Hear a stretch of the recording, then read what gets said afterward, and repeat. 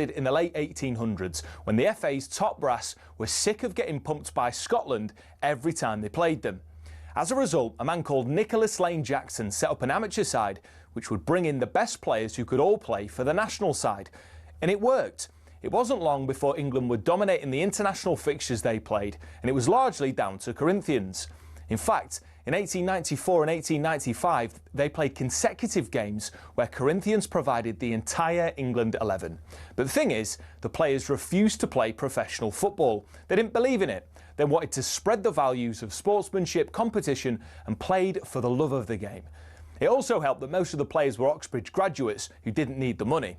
But instead of entering the league and cup competitions, they played exhibition football and toured the world, bringing the beautiful game with them. And it was this which spread the game throughout the world and made it so popular. Most famously, in 1910, they travelled to Brazil. And the locals in Sao Paulo were so impressed, they started their own team under the same name. Yes, the same Corinthians who won the FIFA Club World Cup in 2021, one of the biggest football teams in Brazil. Now, they were global superstars, and despite not being professional, Corinthians drew in the crowds. Everybody wanted to play them, everybody wanted to watch them. So much so, they regularly played the winners of the FA Cup in what eventually became the Community Shield, winning most of the time. They actually inflicted Manchester United's worst defeat, 11-3, a record which still stands to this day. Now, fast forward to today, Corinthian casuals still don't pay their staff or players. The ethos of sportsmanship is still at the heart of everything that they do. And even though they're a side in the lower leagues, if you make the trip to King George's Field in Tolworth just off the A3, you'll most likely bump into Brazilian Corinthians fans who often make the pilgrimage across the globe just to watch their founding team play.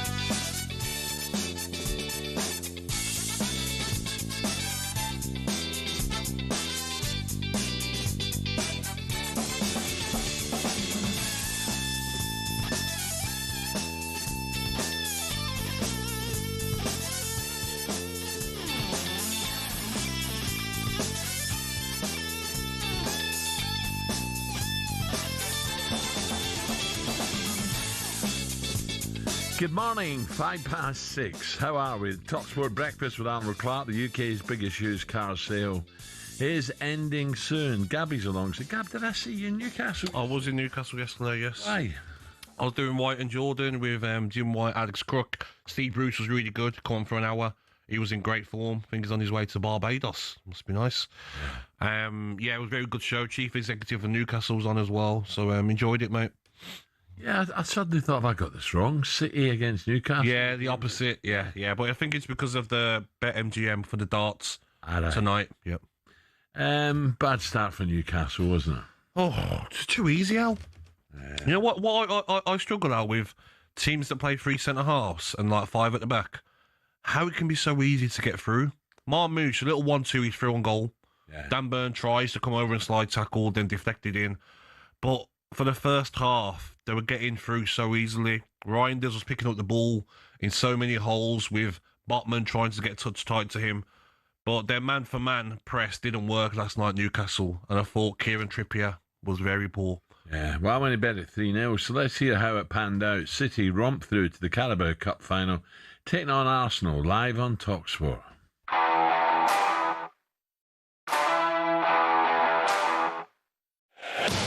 Manchester City stand on the edge of a 9th League Cup final, and Newcastle United face an almighty task to claw their way back to Wembley. Running into the penalty area, Burn comes across, he bounces off of Omar Marmouche, deflects behind the goalkeeper, and Manchester City lead. That's a real body blow for Eddie Howe and his team. Might come back to Marmouche, he drops out of the sky, he heads it down, and that is a clinching goal for Manchester City. Out to Semenyo, edge of the area, he cuts pick on his left foot, might come back to Reinders, who slams it in 7 yards out. I've got to say, City have been clinical. Cuts on his left foot, in towards the far post, hits the inside of the post and goes in. Anthony Elanga has his first Newcastle United goal. Full time at the Etihad.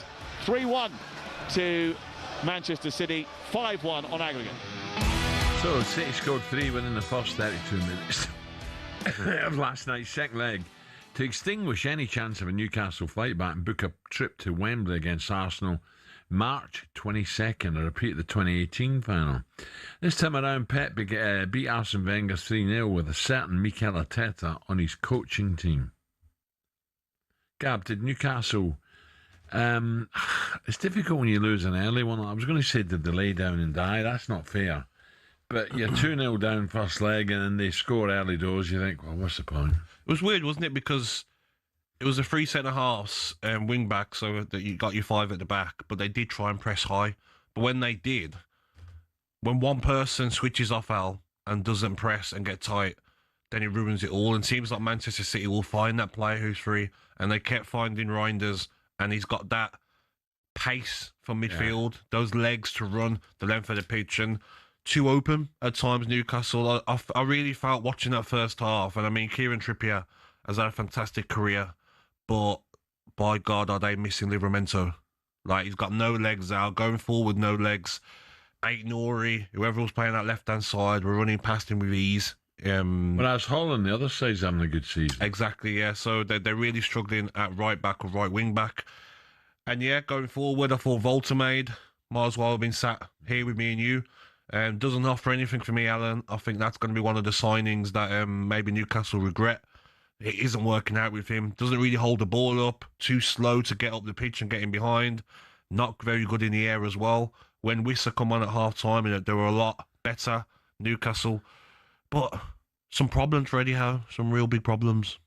I'm just looking at the next games coming up, right? Brentford home. We'll talk about that in a moment, Villa. Brentford home, Spurs away, Villa in the Cup at Villa Park. Yep. Carabao Champions League, Man City away again. And then Carabao in the Champions League. Tricky games coming up for Newcastle. Very tricky, and more injuries last night. Gordon went off with a hamstring injury. So I think it was clever from Eddie Howe to get Lewis Hall off at half-time, because you can't afford to lose him to injury. And it was just one of them games, Al, where once that first goal went in, you were like, Newcastle hadn't scored there under Eddie Howe until Elanga scored last night. And you're thinking, you've got to go and get 3 goals to get into extra time. He didn't fancy Newcastle at all. So tough time coming for Newcastle. But like I said yesterday, Alan, speaking to their chief executive in Newcastle, he said that Newcastle should be winning the league in the next 5 years. Can you see that? No, I can't. Bold statement. Not with the financial fair play rules that Newcastle have to abide to, like Aston Villa. It will be tough. But I just felt last night they looked tired. defenders look tired, Al. And Tonali looked tired in midfield. They're really missing There's Ramirez. rumours that he's not happy now, is there? But if your agent's going to put your name out to other clubs, Yeah, I mean, how how many clubs would love Tonali? But without Jolinton and without Ramirez, they're a different team in that midfield. Well, yeah, Dom, a Newcastle fan, he rang the boys last night in the sports bar and had this to say about Newcastle and especially Eddie Howe's future. There is a way that Eddie Howe can still be regarded as a club legend, but still be at the risk of getting the sack, and still be at risk of losing his job. What he did for this club when he first came in and what he's done up until probably the start of this season has been nothing short of extraordinary. Yeah. Okay. Yeah, we've never seen really a team rise like that, apart from probably Man City, but even then they had a few dodgy years when they first took over. Eddie Howe has achieved things that no other Newcastle manager has achieved for over 70 years, which in my book is a legend. He'll be one of the best Newcastle managers I've ever seen, if not the best, in my lifetime. So from there, yes, he's a legend. Yep. However, the here and now, which is making the difference ultimately on our ability to go forward as a club, whether that be commercially, whether that be with the players that we sign, whether that be with the competitions that we're in, and our ability to challenge for these competitions, we are stagnating. We have been stale this season. We've been stale pretty much since the back end of last season from when we won the Cup. Dom, the Newcastle fans, so no Bruno, Jolinton, Livramento, Shah, Miley are all out injured, among others. Here's Eddie Howe speaking to talkSPORT about that very fact of the injury problem. I'm never one for making excuses, but I think when you lose the quality of players that you've just mentioned there, I think your performances are bound to be affected, and I think we're in that state where we're playing games, the players are slightly fatigued, the schedule has been relentless, and we're not able to rotate in the way that we want to. We're asking players to play again and again, and it's never, we've been here before, but it's never ideal. So we're trying to manage it, we're not making excuses. And we've played Paris, Liverpool and Manchester City away. I defy any team to come through that period without being stretched and challenged, which we have, but we're just trying to keep it together because we've got so many more games to come. To be fair to Eddie, I thought against Liverpool, first half hour they were great. Done well, yeah. They've done well, yeah. That was chalk and cheese to last night. Yeah, but the problem they've got out as well is they're a club that need to get Champions League again. And if you look at the league table at the moment, they don't want that gap to get any more. They're on 33 points. It'll be top 5. Chelsea are on 47 points. If that starts to get like 10, 12 points out, that'll be hard to claw back with 14 games left of the season. So if they want to bridge that gap of the financial fair play rules, in as most revenue as they can, so finishing in the top 5, getting Champions League football again, will bring in a lot of money for the football club. Would you change Eddie? I would not change Eddie, not at all. But I think Eddie will change Newcastle. I think if Thomas Tuchel doesn't win the World Cup, Al, I think summer out the way, World Cup, I think Eddie Howe goes straight in. I think he's probably looking at the job he's done at Newcastle and thinking, would I like a change? I think that England job would really, really, really suit Eddie Howe. And also living in Newcastle as long as he has. You know, I know he's from Bournemouth, isn't he? He originates from Bournemouth. So maybe his time at Newcastle might be up at the end of the season. talkSPORT, of course, have live commentary of the Carabao Cup final, March 22nd, Arsenal against Man City. Coming up, we turn our attention to the back pages and whether adverts should ever be allowed during live games of any sport. Yeah, wait to hear this coming, 6:14.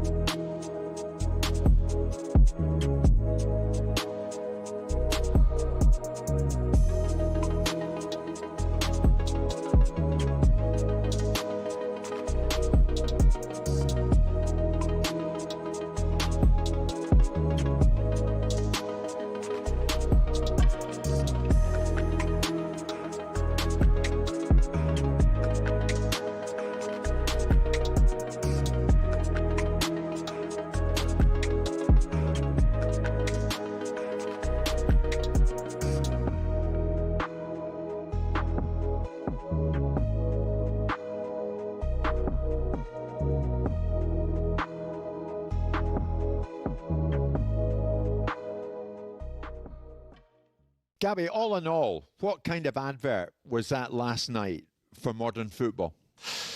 Well, everyone had the same everyone was saying the same thing last night, Jim, once we watched the game, didn't we? That, like, wow, this is boring. Should we put on St Mirren versus Hearts? Because that was an upset, wasn't it? St Mirren getting a late goal. I actually heard that conversation where we were. It was so boring, wasn't it? And I was sitting there thinking, I'm lucky. I'm in a bar watching it. I'm not paying a penny. Those fans that are paid to go and watch that, dross. But then I look at it at a sense from Arsenal of like, why are we going to open up an attack when we don't need to score?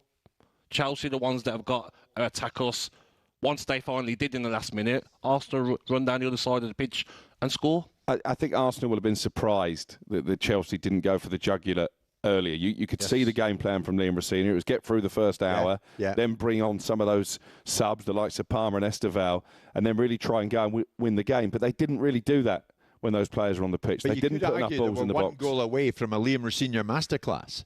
But they never looked like getting that goal. Listen, they could still be playing now, and they wouldn't score. What frustrated me, Jim, as well, before Arsenal scored, say 3 minutes to go, on that right-hand side there, passing it. I'm like, cross the ball. What are you doing? Come on, guys. Like you're passing it.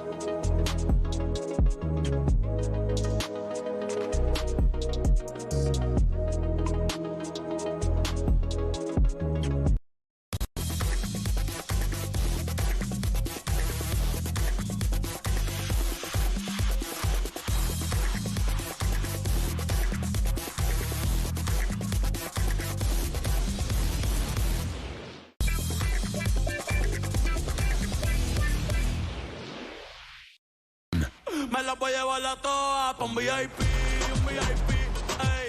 Saluden a Titi, vamos a tirarnos un selfie. 6 chis, ey. Que sonrían las que ya les metían. Un VIP, ey. Saluden a Titi, vamos a tirarnos un selfie. Little bit. Maybe when you were in the old Mexico. You know what? One has gone from bad to worse.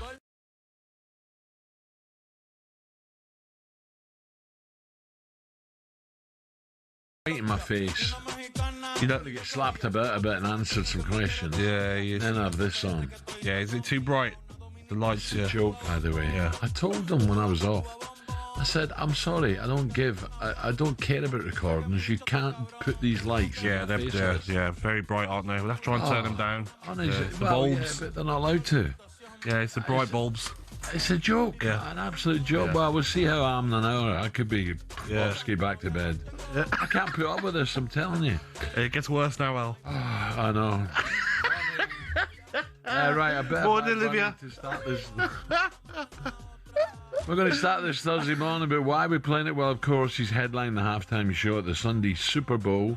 Bad Bunny has 6 Grammy Awards, God knows how, 16 Billboard Music Awards, and over 18 million albums sold worldwide. So don't forget, Talks Up live from the West Coast, bring you all the action as the New England Patriots and the Seattle Seahawks go head-to-head for the Vince Lombardi Trophy. Imagine Big Ginge boogie into that. Let's get some back pages now with the lovely Olivia. Good morning, Olivia. Good morning, how are we? Back page review on talkSPORT. Yeah, we're fine, Olivia. It's nice to see you at work. What are you not on about? It's nice Why to are see you you. Smirking? It's nice to see you. He's got it in for you, Olivia. Never. Sound like you do. Chelsea done well the other night, didn't they? Are you in the Carabao Cup semi-finals? How about you focus on the league, mate? If we would have had a go. I'll tell you that. You need to get there first, mate. You focus on not messing up. Season. You focus on not messing up on third place. Yeah, Gabby? Yeah. Those really good results against Brentford and Everton at home. Yeah, really good. Games. Yeah, tough games. Tough game down to 10 men for most of the game. Yeah, really tough. Anyway. Back pages. Let's start with City Newcastle then. Egyptian Tomb Raider on the back page of the Express. Marmouche buries Newcastle to set up Arsenal showdown. Omar the Moon, I quite like that. Yeah. Omar the Moon. Omar the Blue Moon, actually, on the back page of the Star. Pep's men tune up for final with thrashing. Don't really like this one on the back page of the Sun. Pep's amuse-moosh. Amuse-moosh. Yeah, not great. But anyway, Omar double sinks tune. He's played a bit of a bit part, hasn't he? Obviously, been away with AFCON, come back. But it was a good performance. Can he find a way, Gabby, into Pep Guardiola's starting 11, or do you feel like it's just going to be a bit of a bit? I think he can, but off the left-hand side. He's not going to obviously be down the middle. Haaland will be there. Can he fight with Doku for that left-hand side? Semenyo seems to be playing off the right.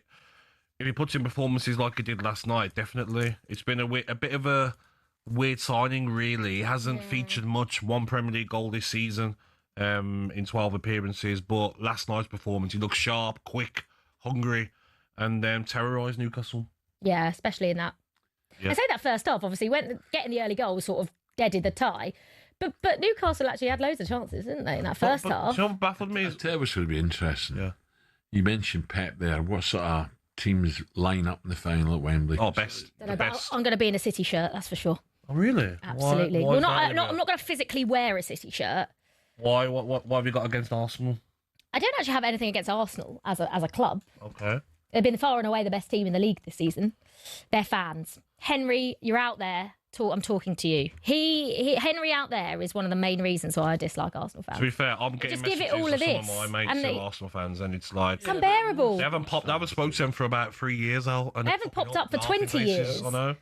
It's incredible. For 20 years. So that's why. And actually, I think that's why most fans dislike Arsenal, is because they're fans, not necessarily what they're doing on the pitch, because you can't really argue with what they're doing on the pitch. You speak to anyone else and they'll tell you the same about Chelsea fans, Tottenham fans, West Ham fans, always whinging. You know, it's fans are fans. They're Al, you can't put Chelsea in there with Arsenal fans, because we have backed up everything we've said with trophies. Have we not? And money. Yeah. Not my money, I don't care. Do you mean money? Just... Well, where did before Abramovich, where was they? There or thereabouts. Were they not great, Al? Well, not the way... Look, Mr. Abramovich, whether you agree with where the money came from, that's where all the success came from. Yeah, I'm not sure we get into where all the money came from. Do you think as well, Pep's comments about Gahey, that he wants him to play in the final? I think that's a ridiculous rule, by the way. Do you? I think the rules are the rules, though. I don't understand, right? I think if you're a Manchester City player, by the end of the transfer window, okay, I sort of understand, because he wasn't registered for the first leg, he can't play in the semi-final. Yes. I think he should be able to play in the final. If Antoine Semenyo can represent Bournemouth and Crystal Palace, I don't see why. Okay, he wasn't registered for the semi-finals. I don't understand why that rule is in place. If you're going to allow a player to represent two teams, but then go, oh no, you actually can't in the semi-finals. I don't know. I agree with Pep on this, actually. But he's moaning a lot at the moment. Yeah, he is. Every press conference he has. Nice to see him smile last night, smiling. Oh yeah, of course. But he just can't stop moaning, can he, about the net spend? That I wish we could spend more money so we could be top 5. Can I see the trophies that the top 6 net spend get? Let's see what they can do. He's starting to me, lose his composure a bit. I reckon he's going to be a goner by the end. I think he will end the season. Yeah. And Maresca comes in, I reckon. What about Newcastle, Olivia? What about Eddie? Keep questioning. We've got to change. I can't. I was talking about this on Early Breakfast, actually. I sort of wanted Newcastle fans to get in touch, because I think it's hard as not a Newcastle fan to sort of have an opinion on Eddie. I personally, from the outside looking in, think what he's done for that football club has just been unbelievable. And I don't believe he should be under pressure. I know it's obviously been a bit of a sticky start to the season. In some games, they've been brilliant.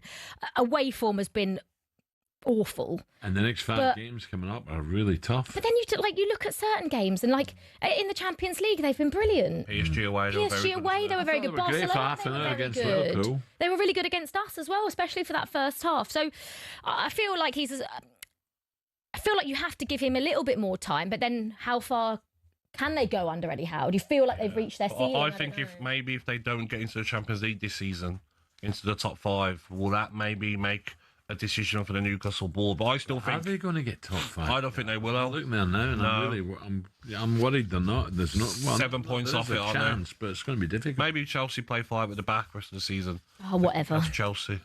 We're coming for you, mate.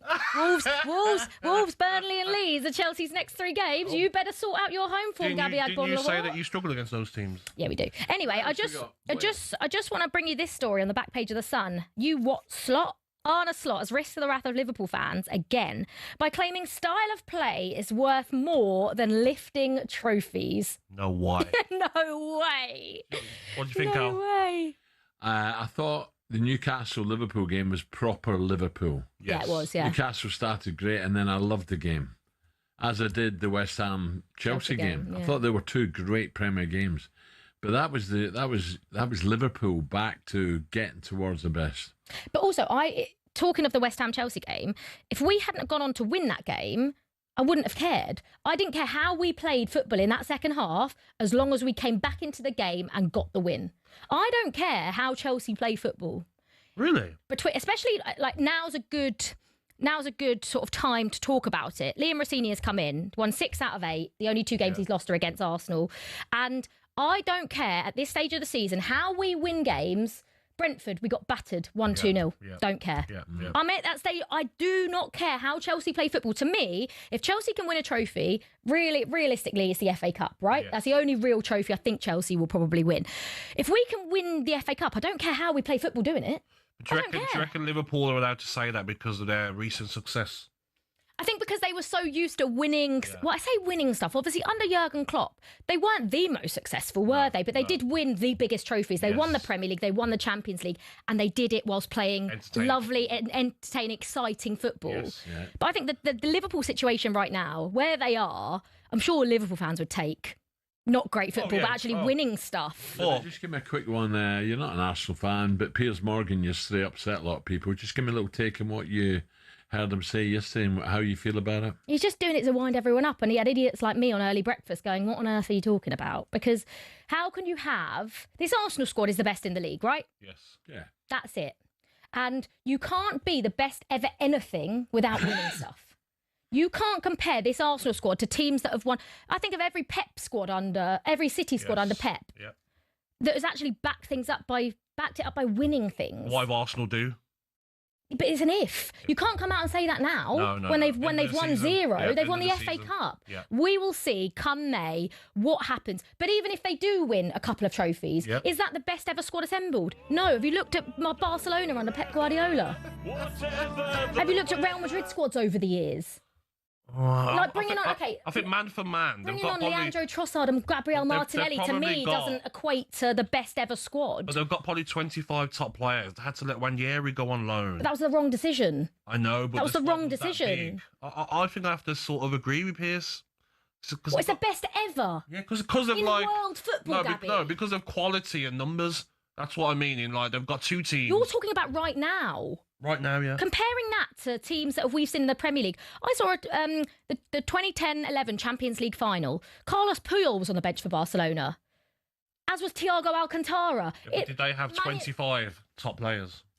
But I'm talking about the Arsenal squad. That Man United squad was ridiculous. The players they had on the bench. I don't think they had 25. I'm talking about the quantity of players. So do you think that Arsenal squad now is the best ever assembled in world football? For numbers, for top numbers. No, we're not talking about numbers. I'm talking quality. For numbers and the quality of those players that we'll come back to this. I was worried about the lights, blinding me, making me dizzy. They're making me dizzier.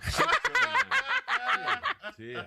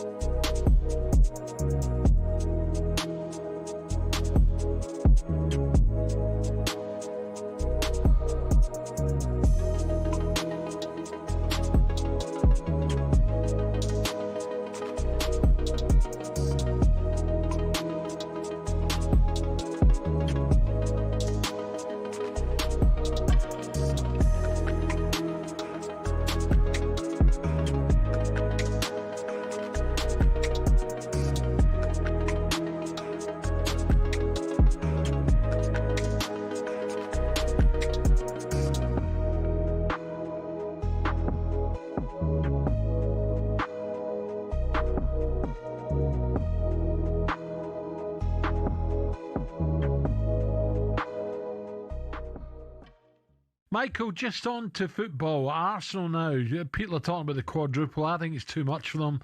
As much as I think they're a special side with a great squad. Is there a chance in your mind that Arsenal could win all four? No, I don't think so. I think you're right, Al, that they are special. They're a very strong side. They're very efficient. It looks like they're going to stroll the league, really. I don't think there's anybody good enough to compete with them this season, even though I don't think the points total is going to be that good. I just don't think. I think the only two teams that could have beat them at the start of the season, Liverpool and Manchester City, are obviously faltering. So I think Arsenal will have won it, but they've been semi-handed it as well. I don't think nobody's really put much pressure on them. So I think the league is obviously nearly wrapped up. I think, they could win the Carabao Cup. Absolutely, they could. And then the other two are going to be tough. Yeah. Absolutely tough. I mean, everybody's going to, all the other teams are going to be focusing on the FA Cup even more now because the league is almost over. It's going to salvage their season. So they'll be putting strong teams out, a lot of their competitors. And then the Champions League, that could be anybody's. That's really open this year. I agree. Definitely. Mike, I'm going to ask you, mate, where are you at this moment in time with centre forwards? We'll look at Haaland, probably out-and-out centre forward, yourself out-and-out centre forward, Shearer out-and-out centre forward. Are we kind of drifting away from that at this moment in time? I'm thinking of boys like Ekitike, Salah's goal return's unbelievable. Are we seeing just as many out-and-out Drogba's number 9s like that? Oh, there's a huge dearth in centre forwards, Ali. I mean, football's changed. Football is not, nobody or very few teams play two up front nowadays, and then the kit man, one of the most important cogs in a football club's machine. But it's not just laundry and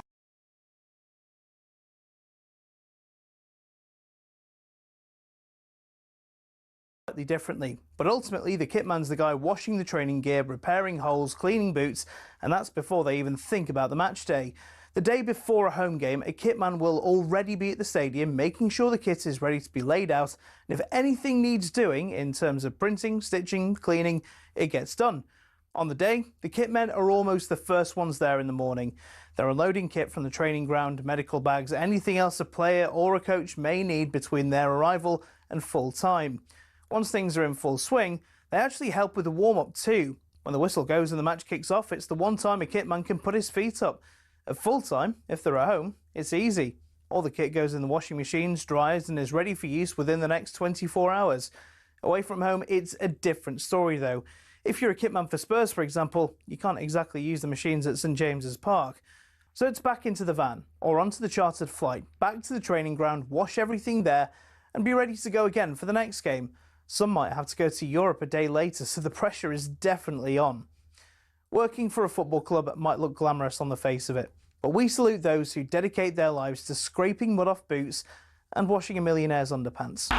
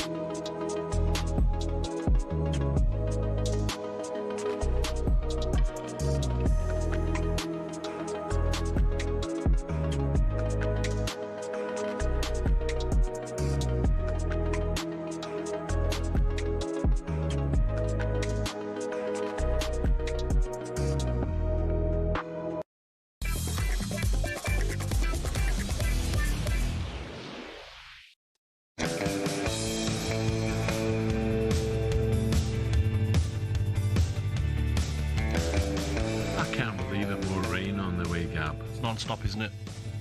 I don't know what it's like up your way, but see the west over Tewkesbury way, I bet they've got it bad. On the train to Newcastle yesterday, on the train back, everywhere else flooded. Really? Yeah, all the greenery flooded everywhere. Okay, I'm looking forward to this. I think this is going to be a great series. I'm talking Six Nations. Time for a bit of this.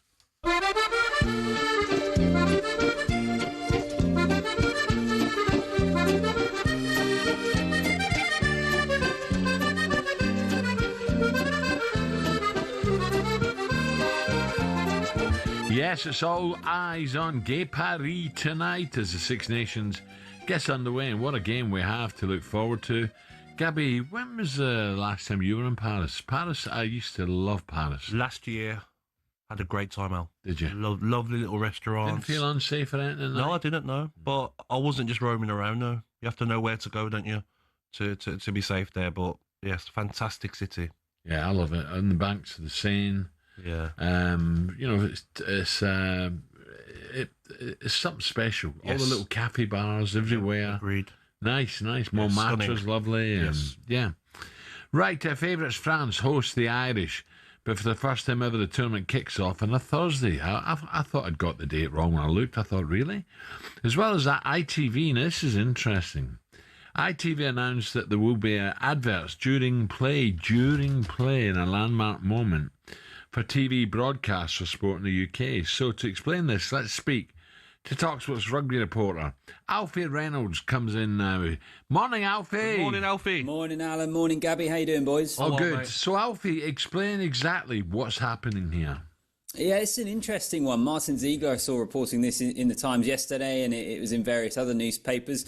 And essentially, there's going to be adverts during the game. Now, what ITV are going to do, it's going to be around the time when they're setting up a scrum. It's not going to infringe, I think, on different areas of the play. And it's going to happen once in each half. They've got the advertisers lined up to be able to do this. I mean, I think ultimately it's kind of... The backlash to this has been pretty strong, actually. A lot of people really not happy about it. I think ultimately it comes down to the fact that it's kind of that Americanization of sport. Correct. A little bit, isn't it? Over there, they have a lot of adverts popping up throughout the play. So it'll basically be a split screen. So you'll have the advert on kind of one side, and then you'll still be able to see the pictures, but you won't be able to hear them. You'll be hearing the advert. So the reaction to this is really strong, which I get. Can't say I particularly like the sound of it. It's not what we're used to, is it? You don't want to see any more of it. But imagine, Alfie, though. Imagine the amount you can charge for an advert while the game's going on. Yeah, this is the thing. And this is where, look, as I say, I don't like it.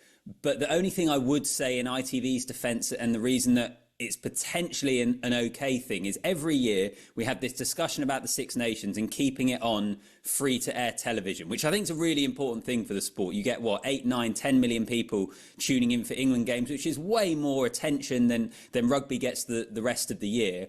So if part of the deal to be able to keep it on free-to-air television is having these ads in play, then I can understand the argument for it. But then I suppose that it does open the door to other broadcasters kind of behind the paywall and things like that also doing the same. So I understand the reaction, but that's what I would say towards it potentially being a good thing.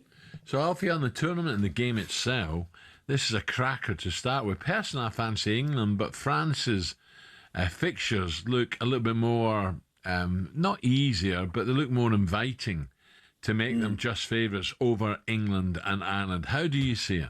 Yeah, I mean, look, France are the favourites. They're the favourites with the bookies. They're the defending champions as well. And I think it maybe does just about come down to fixtures. You're absolutely right. England, I think, come into this Six Nations in the title mix and in the title conversation for the first time since 2020, which really, for a union the size of the RFU, with the depth of resources financially and the player pool they have, is actually quite a long time. So England are a serious outfit. They've won 11 games in a row under Steve Borthwick, and they have a real shot at winning the Six Nations. France will be the favourites, who have a brilliant team, and there's a really good chance it comes down to the final weekend, which is in Paris. I'm going to be in Paris for this one. The final game on Super Saturday, brilliant. France against England, could be a Grand Slam decider, which would be awesome if we got to that point. France and England the favourites. You can't discount Ireland, but there is just this feeling that Andy Farrell's side are on the decline slightly. They're an ageing side. Yeah, they're an ageing team. They got loads of injuries. Hugo Keenan, their starting fullback. Andrew Porter, their starting loose head. Both their centres in Bundyaki and Robbie Henshaw. So there's challenges for Ireland to deal with. On their day, I still think they can beat anyone, but I'm not sure over the course of the 5 rounds they're going to have enough to win the whole thing. Alfie, what about Scotland? I mean, Alan doesn't mention them. They haven't won this competition this millennium. Why do you think they have such a poor record in the Six Nations? Yeah, well, the challenge for Scotland has been getting to the final weekend with a real shot of winning the title, which has been the challenge, right, for Gregor Townsend during his time in the role. He's done so many brilliant things. They've beaten England at Twickenham a couple of times, which was the first time in decades. They've had big results against France. They really struggle against Ireland. I don't know with Scotland. I just wonder whether they might benefit from going under the radar slightly, because people aren't talking about their title chances this year, whereas they were the previous couple of years. They still have on paper a really good squad, but they had a bad end to 2025. They lost to the All Blacks in a game they could have, should have won. They lost to Argentina in a game they definitely should have won. So people aren't paying attention to them. And Argentina are a good side now. They are a very good side, but Scotland had a big lead in that game. I mean, they had a big lead at home that they threw away. Do you know what's massive though, lads? Actually, week 2, next weekend in Edinburgh, Scotland-England, for both nations. Like, that is going to be potentially Six Nations defining. The winner of that have a great chance of being unbeaten at that point and really kicking on. For the losers, it's going to lead to a lot of questions and a big spotlight on them. So I'll also be in Edinburgh for that one, for talkSPORT. Cannot wait. It's going to be a massive game, huge game. Can't wait. Thank you very much. It's going to be great. I do love the Six Nations. Yes, exciting. I think Lawrence Delalio coming in today. We'll get Lawrence's take on it as well. England, Wales. Well, everyone thinks it'll be a formality, but I just feel first game Wales. It'll be easy, mate. All right, okay. Yeah. Right, still to come on breakfast. Superstar Breakfast preview on talkSPORT with Travis Perkins. Download the new improved app to easily manage your accounts and quotes.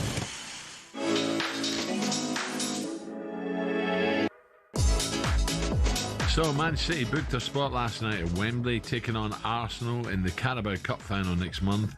Former City defender Danny Mills will join us to look back at the game, as well as the trip to Anfield on Sunday. If you're not already, it's time to stick talkSPORT on YouTube or your smart TV, because we're about to bring you Deontay Wilder's explosive interview with Simon Jordan. That is coming next. I know the truth. I have the facts. Okay. Understand that. Because when the documentary and everything, the story come out, I'm going to show every thing. Fantastic. I'm going to get all the people that know. You think and all the people that's in the inside. He got people that the inside of him. That can know. I don't, what? I don't give a about that. I'm not a Fury fan. I don't give a about it. I said we didn't want to bring him up in the first place. It ain't got to do with him. Fair enough. Maybe I'll find out what they said to each other later on in the show. Deontay. Too many blows to the head for Deontay. Lost the plot. Yeah, he lost the plot, didn't he? That's whack. I couldn't make out. I think Simon's tone was very funny at the start. He wanted to ask him about Tyson Fury. He said, "I don't want to talk about that." And Simon said, "Yes, you will." So if you're one of the hardest men in the world, Al, and someone's telling you are going to do something, I think he lost it from that. Oh. Good watch, though. That was our breakfast preview. We're good friends at Travis Perkins, 6:43. Superstar Breakfast preview on talkSPORT with Travis Perkins. Get free next day track delivery. Head to travisperkins.co.uk or download the app.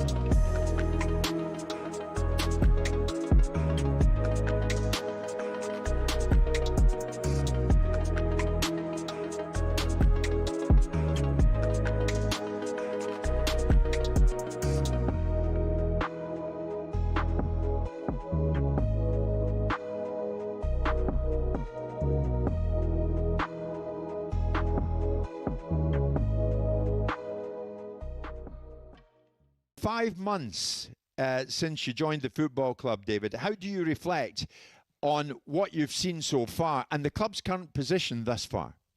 Well, I'm thrilled to be here. You know, you're right. It's 5 months tomorrow, so I'm still the new guy. And if I get in trouble in any of the questions today, I will remind you that I'm the new guy. But I'm thrilled to be here. This is an extraordinary community, an incredible club, and it's a privilege.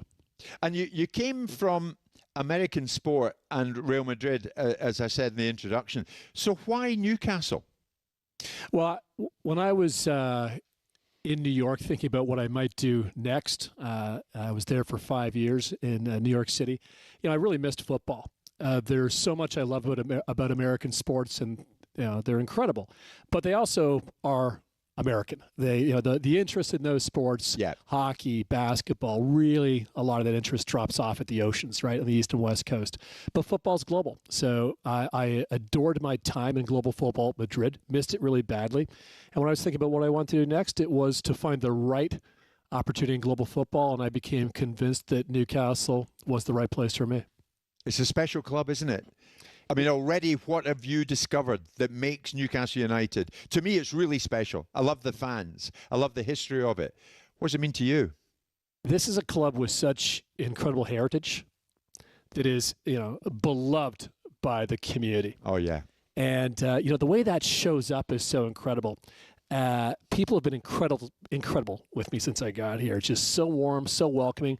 But their first question is, how's the club? How's everything? And it's not just the sports fans. It is bigger than sport here. It is really, symbiotic with the community, and that integration that matters so much. I'm coming out of New York, as you said, where I think there's.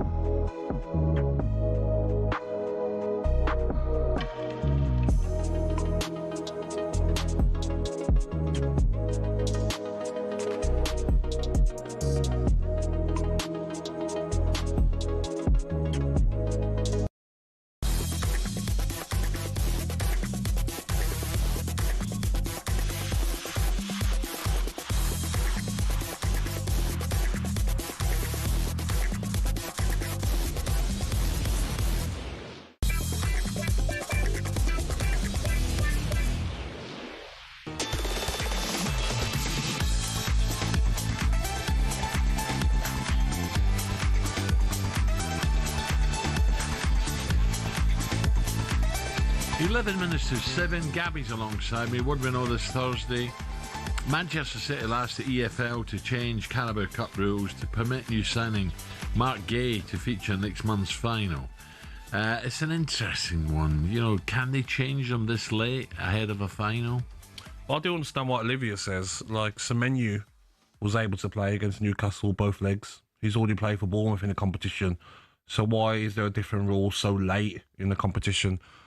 But the rules are the rules. What can you do? He's going to have to get on with it. And what was good last night, I'm sure Ruben Diaz was on the bench, which is good news for Manchester City to have him back available. Now, follow January edition. Semenyo played both semi-final legs. I like him, Gab. Very good player, mate. Reliable. But Gabby Gay was hit by time restriction with signing after the first game. Now, sad news yesterday, wasn't it, on snooker? Ronnie Sullivan has led the tributes to his great mate John Virgo, the 1979 UK Snooker Championship winner who died yesterday, passed away. I didn't realise he was 79, John. Yeah. Terrible news. Founder of Matchroom, Barry Hearn, will be on the show with us after 9 this morning to share his memories of John. And in an explosive latest edition of Top Boxing with Simon and Spencer Oliver, heavyweights Deontay Wilder and Derek Chisora sat down ahead of their fight, and it's 4th of April. But it was the mention of a certain Tyson Fury, which quite literally got Deontay off his feet. Have a listen or a watch. I wanted to move you on to Tyson Fury. And I don't want to talk about him. No, you're going to. We're here about Deontay. No, but you're going to. We're not going to talk about him at all. But as part we're of not going to talk about him at all. Understand that? No, fair enough. All right, then. So let's move on. It's all about Derek Chisora, and that's it. I understand that. I understand that. The only back, baby. The only Y'all reason, understand the that? only You reason, better be. April the 4th is going down. The only reason at the O2, you better be there. Fabulous. You'll be a square. The only reason I mentioned it is because it's part of the shtick that goes with you. And I missed you first time round when you came in here 3 years ago, when you were in your pomp 4 years ago, doing bomb squad and all that sort of stuff. And I've always wanted to have a conversation with you because you've made observations about Fury. I have my own views on Fury, and you've called him a cheat. And it leads me. The biggest in boxing. Yeah, but it leads me to a conclusion. Biggest in boxing. If somebody practicing, taking their stuff out of their gloves in training, what you think they're gonna do in the fight? Yeah, but that's all I got to say about that. I want to put something to you about you, right? And Fury just happens to be the hook for it. That's all I got to say about you. him. You talked about being cheated in that fight. You talked about water being spiked. You talked about your Game of Thrones outfit being too heavy for you.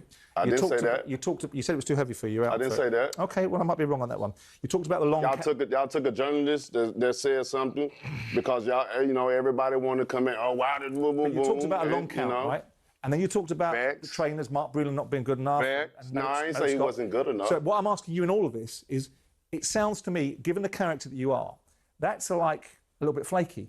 You lost those fights, and those fights were lost. And you saying that someone like Fury cheated you in those fights, I think is kind of disappointing to me You can say about what you because want. I know the truth. I have the facts. Okay. Understand that. Because when the documentary and everything, the story come out, I'm going to show every thing. Fantastic. I'm going to get all the people that know and all the people that's in the inside. He got people that the inside of him that can know. I don't give a about that. I'm not a Fury I don't fan. give a about it. I said we didn't want to bring him up in the first place. It ain't got to do with him. Fair enough. Oh dear. Ooh. You're watching the two bouncers there. Oh. Denny from talkSPORT and Spencer quickly got off their seats in there just in case it kicked off. It's a sore subject for Deontay, isn't it? Tyson Fury. You lost fair and square. How can you say Tyson Fury was a cheat? let it go. Derek Chisora was just sitting there laughing. Enjoying, yeah. I bet Derek was enjoying it. But Simon got every right to ask those questions. That's what you do interviews for. Simon, to be fair, was brave there. It's the way he said it at the start, though. He said, I'm not talking about that. He says, oh, yes, you are. Yeah. If you're Deontay Wilder, one of the hardest men in the world, Al, biggest punches in the world, and someone's telling you are going to do something, you can see why you maybe lost it a little bit. How do you think the fight will go with Derek? I think Wilder definitely wins. 100%. Knockout or a punch? Yeah, I think Wilder knocks him spark out. Definitely. Yeah, definitely. Derek Chisora's done amazing, hasn't he, Al? But at his age but now... is Wilder... Is he not on the way? Wilder's not at his best at all. Do you know what I mean? That's what I'm thinking. And Derek is durable, isn't he? Yeah, but I just look at Wilder, I just think, like, one of those punches, Al. Derek gets hit a lot, doesn't he? I think with Wilder's power, it'd be interesting to see what the boxing experts say, but I'd imagine one fresh punch off Deontay Wilder. I think Simon could take a punch. I think he could, mate. Yeah, I think he's tougher than you think, Al. Really? Yeah. Do you? Yeah, very tough guy. Well, he did say, I heard him say before I can't go on with my glasses. So I think, I think he felt, well, he can't hit me if I wear my glasses. I would love to see his heart rate whilst Deontay Wilder screaming at him, Al.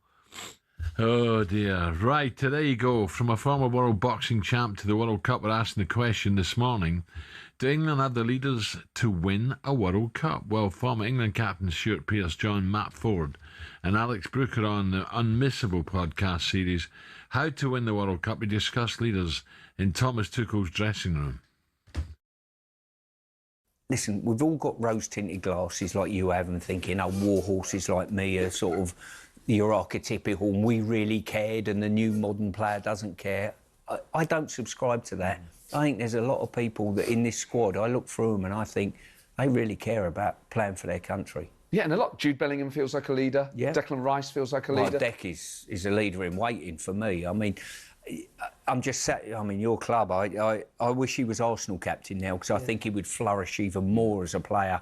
And I think he's ready anytime Harry steps away or isn't available for any reason. Declan Rice for me is the man to step into that because I think he'll take his game on as much as anything. I couldn't agree more than that. Jude Bellingham, though, is injured again, isn't he? Hamstring. He was in tears, wasn't he, after the game? After he come off in the first 10 minutes. So it depends, doesn't it, hamstring? You can have a bad one where you need operation, or you can have one where it's 6 to 8 weeks. Where are they all coming from? Because these players are looked after, they're monitored, they're the best medical assistants going. They have scans all the time. I don't understand why so many are getting injured. So many are getting injured, aren't they? But hamstrings are funny, aren't they, Al? Because you can do everything right. Your stretches before a game, but sometimes let you down, your muscles. Look at Michael Owen, who you had on, was it yesterday? Loads of problems. Loads of problems with hamstrings. I struggled with hamstrings being a quick player. But I'm sure if it's not a bad one where he needs operation, he'll be back in time for the World Cup. So how to win the World Cup available wherever you get your podcast from. Some people have written in the press that Harry Kane is not a strong enough leader for England and Declan Rice should be made captain. But outside of those two, do England have enough leadership on the pitch? Gab, who would you take them to away? Who else is there? I think Jordan Pickford's a leader. I really do. I think the amount of caps he's got for his country. I was going to say, do they make good captains, goalkeepers? I go back to Dino Zoff all those years ago. Yeah, I would not have a keeper as a captain. I would always think centre half or centre midfielder. But I'm just trying to think centre midfielder. Bellingham, Do they Rice. bark out instructions on the pitch now? Do they G people up? Do they give people rollicking? I think everyone does, Al, now. I think it's different where it doesn't have to be your captain. I think there's so many leaders in that team. Look at, say, if Reece James starts. Reece James is a leader. You've got Declan Rice in there. Bellingham can be a leader. Saka's played a lot of football. Leader? Nah. Yeah, but he's played a lot of football. Great player, but not a leader. But what is a leader? Is a leader someone who's vocal? Okay, so that's what you're saying. Not someone that leads by example on the pitch. No, that's part of it. But vocal when things are not going well. Okay, I'd say Declan Rice for me then. And I agree with Stuart Pearce there. I think Declan Rice should be Arsenal captain. Odegaard, yes, very good player, but Declan Rice, when you see him in games, he's jeering up the fans, he's screaming at his players. He's a captain in waiting for Arsenal and for his country. Right, don't forget, closing 4 p.m. tomorrow is your final chance to win the holiday of a lifetime. A 7-day trip for two to the New Year's test in beautiful Cape Town. Plus $2,500 spending money for T's and C's and how to enter. Head to talksport.com/win. Coming up next, we turn our attention to City and whether the Carabao Cup is enough to call this season a success. Win a trip to South Africa with the Barmy Army on talkSPORT.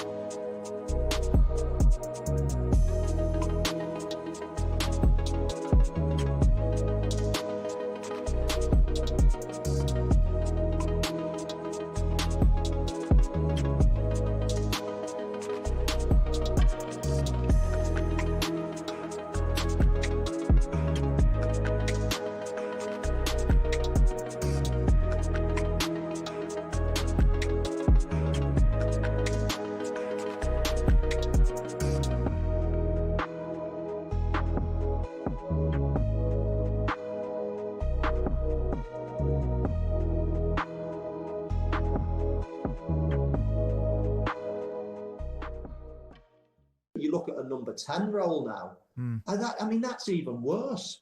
You know, players that we used to watch like Bergkamps and Zolas and Cantonars and Letiziers, like genius players. They might not get around the pitch, but you know, it was everyone else's job to get around the pitch. Give it to these geniuses; they'll create something, they'll score. And even those players now, there's none of them. You know, any number 10 now has to be able to do the yards. You look at, a Bruno Fernandes, that's one of the best number 10s in the country.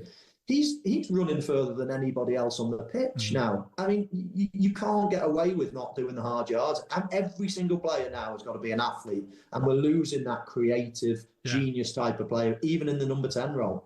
Michael, what about Liverpool? Just a quick one before we break. You're going to stay with us for a little bit, which is great news. Liverpool, Arnie Slot under pressure. There was just glimpses, wasn't there, against Newcastle, what Liverpool can do when they're flying. Yes, absolutely. They've not been flying consistently. That's the problem. But in patches, Liverpool have played extremely well this season, but it's just been all too sporadic, let's say. I don't know. I'm the Slot in camp. I think it's very, very premature to be thinking about, here's a manager that's had his first season in the Premier League and won the league. I mean, that's incredible. Yeah. Not many managers do that. If you'd said to Liverpool fans, once Jurgen Klopp left, if you...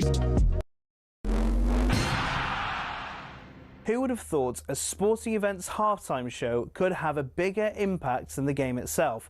Well, the Super Bowl halftime show does exactly that. In 2024, Usher brought in an audience of 180 million worldwide, the biggest ever in the event's history. But how did singing and dancing get to be the centerpiece of America's biggest sporting event? The first edition of the Super Bowl was held in 1967 when the Green Bay Packers beat the Kansas City Chiefs in Los Angeles. Because of the sheer size of the event, organisers wanted to put on entertainment at halftime for the fans in the stadium. It was a display of marching bands, dancers and pure USA patriotism, and that was the theme that followed for years. In the 1980s, the Walt Disney Company got involved and we started seeing some interesting and questionable displays.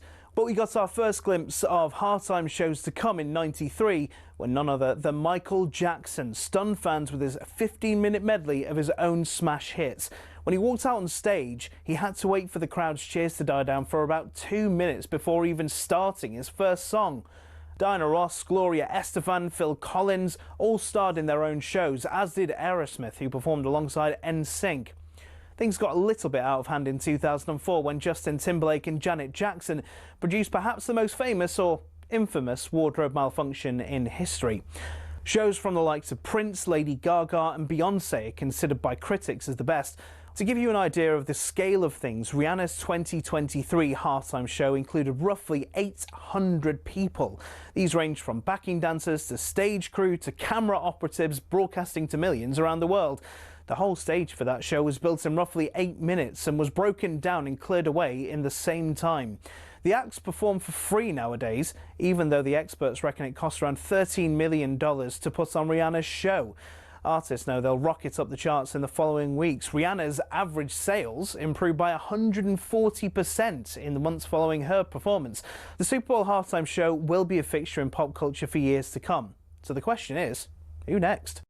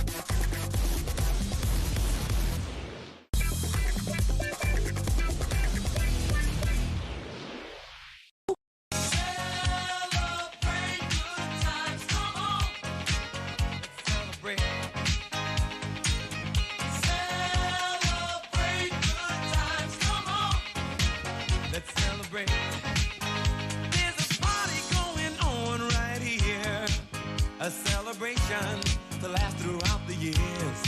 So bring your good times and your laughter too. We gonna celebrate your party with you. Come on. Gabby, you're booging away at that. You're having to Brave Bunny, whatever his name is. No, this is a better song. Yeah, this is a lot better than Brave Bunny. Yeah. I'm all over this tune now. Oh, yeah. Especially for the reasons you got explained. This was too early for you, though. Yeah, but I can still listen to it, mate. Yeah. You know, I like Barry White as well. Oh, I love Barry White. Yeah, Barry. Yeah. Barry White and the Love Unlimited Orchestra, wasn't it? Indeed. The reason we're celebrating this morning is because you guys have been listening for longer than ever before. Record numbers for talkSPORT and the figures for breakfast are the best in years, so a big, big thank you. Gabby, why do you think people love listening to you so much? No, I don't think it's me. I think it's yourself. It's Mr. Jeff Stelling. It's Mr. Alan McCoist. The goats of talkSPORT, Alan. You know, like, you're so important. The love you've been getting now since you've been off. I've had people that I haven't spoken to in years. Is Alan okay? People thought I was dead. Is Alan okay? And I'm like, no. I did try and get him to sign over a few things. They're still trying to kill me. He didn't sign him over to me, so he's fine. No, but it's a team effort as well. So many people behind the scenes as well do a lot of work. Scotty, Ollie, even DJ Ed does his little bit, doesn't he, Al? He was late this morning. Was he? I beat him in this morning. Are you joking? Oh. So on a big day like this, the celebration, he's late? He's late, yeah. Wow, interesting. I think he was on it last night. Down South End Seafront. Or was it down in Leigh-on-Sea, down the little bar down there, isn't there? On the bay or on the harbour. Yeah, he's a dark horse, Ed. I think as well, our people listening for longer as well, which is great news. Yeah. Fantastic. Loads in the way for you this morning. Former City player and manager Stewart Pearce going to join us after City reached Wembley last night. Also looking ahead to the trip to Anfield on Sunday. Woof. 4-time Six Nations and 2003 Rugby World Cup winner Lawrence Dallaglio will be right here in the studio to tell us if England can win the Six Nations, which kicks off tonight as France host Ireland in Paris. And founder of Matchroom Sports, Barry Hearn, will join us to pay tribute to snooker legend John Virgo. And looking ahead to the start of the Premier League darts tonight. Gabby, you consider playing after beating Goldstein at darts? Have you picked up a set of... No, I haven't. To be honest, Alan, I could beat Andy Goldstein at anything. So even though he's been practicing for years at darts and I barely play it, and I beat him, just shows, it's about when there's fans around, Al, can you perform? And you couldn't. But I don't know how he hit that double to win, Al. That was a bit of a fluke. I'm terrible. You can play a bit, can't you? I used to. If I practice, give me a couple of weeks, then I'm not bad. Ray's all right. Parlour's okay. Ali's terrible, mate. Ali looks like a darts guy, Al. He's terrible. Is he? Terrible. Ooh. Worse than me. Terrible. I used to like it. I've had the maximum just once, but I used to be. It's all about doubles, isn't it? If you can hit the double Dino's very good. Double 8, double 10. Easy for Dino. Yeah. Is that easy to talk sport I've darts? not seen Dino for ages. Have we not? No. He's been doing a lot of the sports bars. Has he? Yeah. He's in good form now. Good. Right. Man City have booked a ticket to Wembley where they'll take on Arsenal in the Carabao Cup final. Pep will look to win his 40th major trophy. That's amazing. As a manager at Wembley next month when he faces Mikel Arteta at Wembley. Now, there's been lots of talk about Pep leaving in the near future. But would a league title or a Champions League, would that keep him going for a little bit longer? Gab, you called Pep a checkbook manager on Friday. But here's why. Well, here we are. Let me put it this way. Here we are. City have made it to another final. So surely by spending money, it doesn't guarantee your success in the big ones, or does it? No, I called him a checkbook manager recently. Obviously not his whole career. What he's done for football has been something special. So after Sir Alex Ferguson, he's the next best manager the Premier League's ever had. But in recent windows, the amount of money he's spending and certain players are not working, and he's able to go and spend again and bring in Semenyo, bring in Gahey. Some of his signings in the last 3 windows haven't really worked. Quite expensive players. Look at some of the players that he has had that haven't worked. But did Pep not say, correct me if I'm wrong, Gab, did he not say at the start of the season, I don't want too big a squad because I don't want to leave people behind when we go off travel away games? Yeah, he did say that because they did have a big squad and he did obviously get rid of players. I mean, Akanji was one of the players that left as well. But you look at Calvin Phillips, Al, that's the one that stands out to me. Like, his development since he went to Manchester City just hasn't worked. How many English players are going to go to City and it doesn't work out for them? It's a shame to see what he's done. I think his last appearance, you're talking months for Manchester City. Now he's gone to Sheffield United on loan. Can he pick it back up? But I just look at this league title now and City's record, Al, in the last 6 games in the Premier League, 4 draws, 1 defeat, 1 win. That's not good enough for the squad of players that they've got. Well, let's bring in Danny Mills now. Danny, a very, very good morning. Hi, Dan. You right, Dan? Good morning, gents. Good morning. Morning, mate. Dan, it's amazing, isn't it, the way season's gone. Every time Arsenal have a blip, and it's not been much, City they don't take advantage. They got themselves back in it, and then they fling it away again. I don't get it, mate. City have just been a little bit inconsistent so far this season. Maybe they should have gone and spent more money, Gabby, in the January transfer window. A little bit daft, I think, Gabby, if you're realistically to say it's just a checkbook manager. We've seen plenty of clubs spend an awful lot of money and not be successful. If you go over the history of time, 90% of the time, to win the league, you need the best players. To have the best players, you need to spend the most money. whether that be on transfer fees or wages. Simple as that. And then to talk about, not many English players get a chance. Liverpool didn't have a single English player in their team at the weekend. And obviously they play each other. When you look at what Pep has done to, I think, transform Manchester City, the style of play, the players that he's improved over the course of that time, I think is exceptional. But I think City, they are in transition. The players that they have aren't quite as good as they were previously. When you look at the Gundogan, De Bruyne, Rodri's obviously been missing or not back to his best yet after that, terrible injury. John Stones has been out for some time as well this season. Haven't maybe quite worked out the fullback situation as yet. City are just a little bit inconsistent. But in the League Cup, obviously, I think he's going to be a fantastic final now. Arsenal are looking to win something for the first time for a long time under Mikel Arteta. The League Cup has pretty much been owned by Manchester City for several years. I think they won it 8 times. This would be a record 9th. And Pep will want to win that, throw a marker down to Arsenal and say, look, if you're not careful, we're going to catch you in the league as well. Well, the bookies, Dan and Gabby, are talking about prices for the quadruple. People are beginning to have little nibbles at it. But let's be honest. For Arsenal or for City? Not for Arsenal.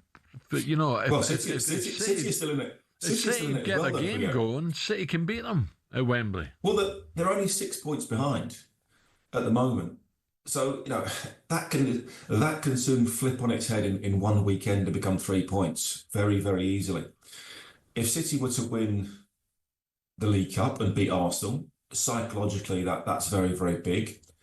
I've said all along, and it's a big if at the moment, if Manchester City overtake Arsenal in the league by March, I don't think they'll be caught after that. I think, if there's a period between now and the end of the season where Manchester City go ahead of Arsenal in the league, I think psychologically that'll be so damaging for Arsenal that they won't be able to pull it back. Do you think City can do that though, Danny? 1 win in 6 well, in the league? That's the big if, Gabby. That's the difference. In times gone by when City were winning 14, 15, 17, 18 games in a row, you would say, yes. They would almost be favourites in this position.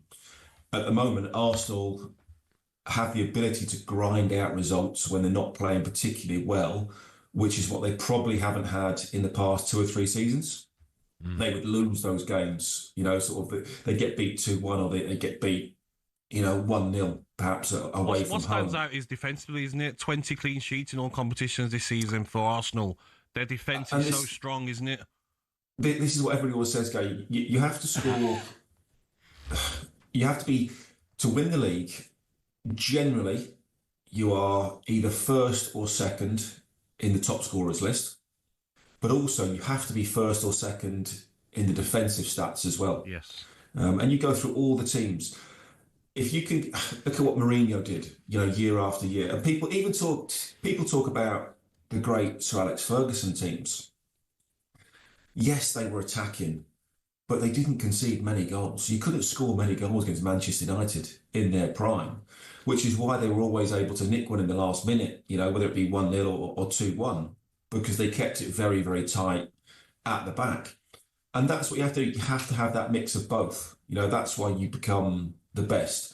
Yes, there will always be some strange anomaly that happens within that. But generally, you have to have a great defence. You have to have a great attack. And at the moment, Arsenal, second in scoring goals, top in defence. Simple as that. And that's why they're top of the league. What about Phil Foden, Danny? Because he's gone right off the ball. Yeah, he's not been in great form. Last goal was mid-December. I think it was against Crystal Palace. Been out the side, really, hasn't he, since the Manchester derby, where he didn't really have the best of games, got dragged at half-time. He needs to get back to his best form, doesn't he? Yeah, not quite sure what's happened with Phil, because he had that season where he was unplayable. What was it, something like 17, 18 goals he scored? Was absolutely... And I think a lot of us thought, this is the moment. This is the moment where Phil Foden becomes the main guy for Manchester City week in, week out. For whatever reason, it didn't quite happen off the back of that. This season, it hasn't really sort of happened for him in the early parts of the season. And then all of a sudden he went on that little purple patch. And again, you're thinking, all right, here he is again. You know, this is Phil Foden coming back to be the best that he can be. Sensational footballer, great talent. And all of a sudden, he just seems to have lost his way a little bit again. For whatever reason, whether it be injuries or style of play, changes in the personnel at City, he just can't quite find his form. He, undoubtedly, he's a massive talent. You know, we've seen that time and time again. We just need to see him regain that sort of consistency that'll get him into the England squad. Because you have to remember, it's a huge season for all those English players as well, and obviously the Scottish players, etc., as well, to get into the World Cup. You know, Cole Palmer, great talent, hasn't quite performed where we'd expect him to, maybe because of injuries. So there are Jude Bellingham's had his injury problems, you know, this season so far. There's an awful lot of unknowns, you know, within that England setup. So whoever goes on that great run from now to the end of the season, out of those midfield sort of 8-10 players, has a great chance of making starts in the World Cup. Yeah, that's interesting. Next few weeks, are, as you say, are very important. Danny, thank you. Thank you, Danny. Top man, mate. Pleasure, gents. I tell you, he's got to be careful. Danny's other club, Leeds, looking there. Leeds are played with so much passion, but you look at the table now, you think, West Ham, winnable game on the weekend. Yeah. Right, coming up, it's a big happy birthday to one of the best to ever do it, Cristiano Ronaldo, 41 today. And we ask next, how long can Cristiano go on and play for?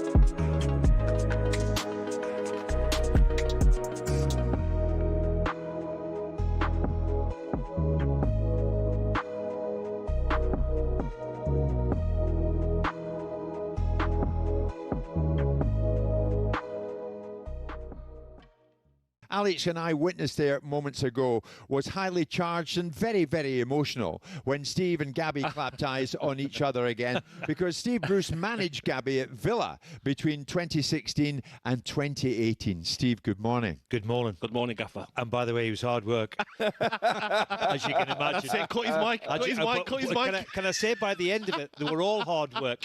And Gabby become one of the leaders of the pack, would you believe? Steve, he's terrific. Let's set the record straight.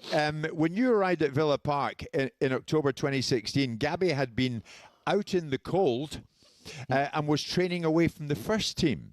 But you brought him back into the fold. Is this true? He was straight back in, yeah. I wasn't really interested in what happened in the past, so I dragged him in and said, I'm not really interested in what's gone on before.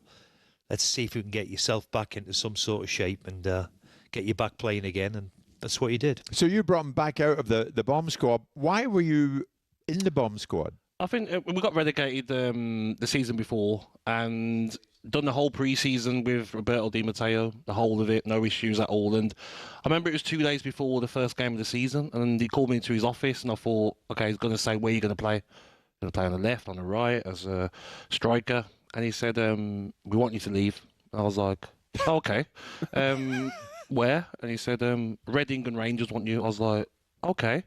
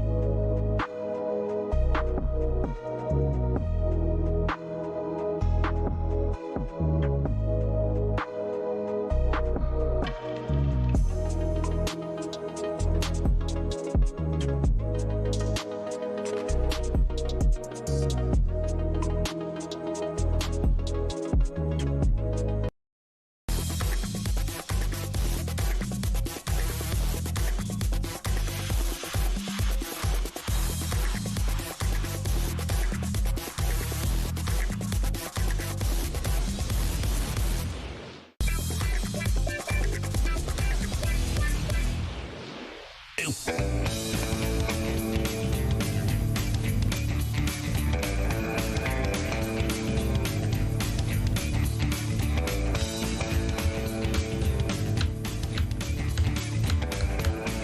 Okay, 7:21. Hermione's back with us. She's on the Hogwarts. Where are you off to today?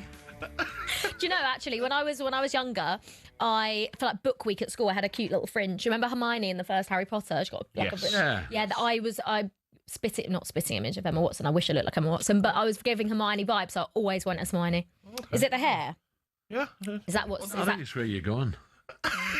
To Burnley. Yeah, but you. Why's that got? What's that got? It'll take you 10 hours. Yeah. Changing trains. You got a boat across the lake and the loch. You know, Yeah, up to Burnley after this because I'm a trooper. Well, at least when you come back out, you haven't got any slobs at the house. Do you know what I mean? It's nice. Right, what we got, Olivia? What you got for us? You honestly. Today is Cristiano Ronaldo's birthday. 41 today. Happy birthday. He's on strike. Happy birthday to one of the best players we've ever seen, probably the second best. After Messi, so the second best we've ever seen. Yeah. So that got us thinking, actually, what was Al doing at 41? So let's just take a listen to Al on talkSPORT at 41 years old, shall we?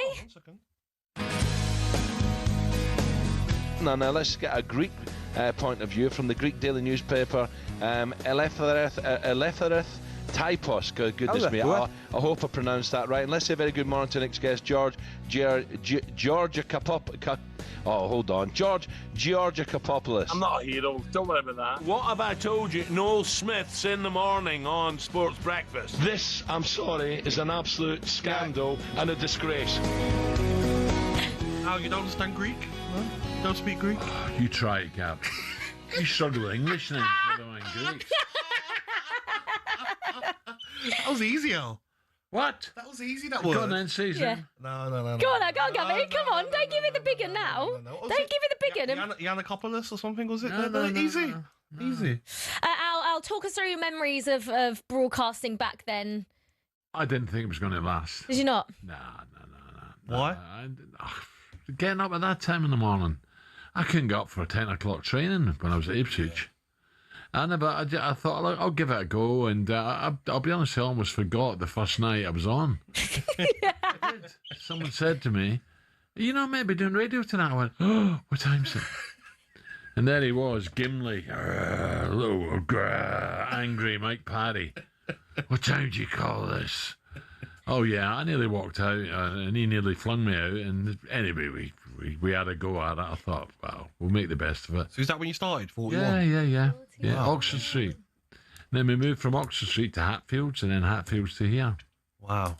And your 25th anniversary, did you get anything? Yes, you got me a cupcake, Gabby. Thank you. Anyone else get you anything? No, zilch. Okay. Just Gabby. Yeah, Oh, that's Gabby. sweet. I think I've done 26 years. They used to take your drinks at the Ned and stuff, didn't they? And some of the staff here, but wouldn't get you anything. Do you know what? Incredible. We've got tea leaf around here.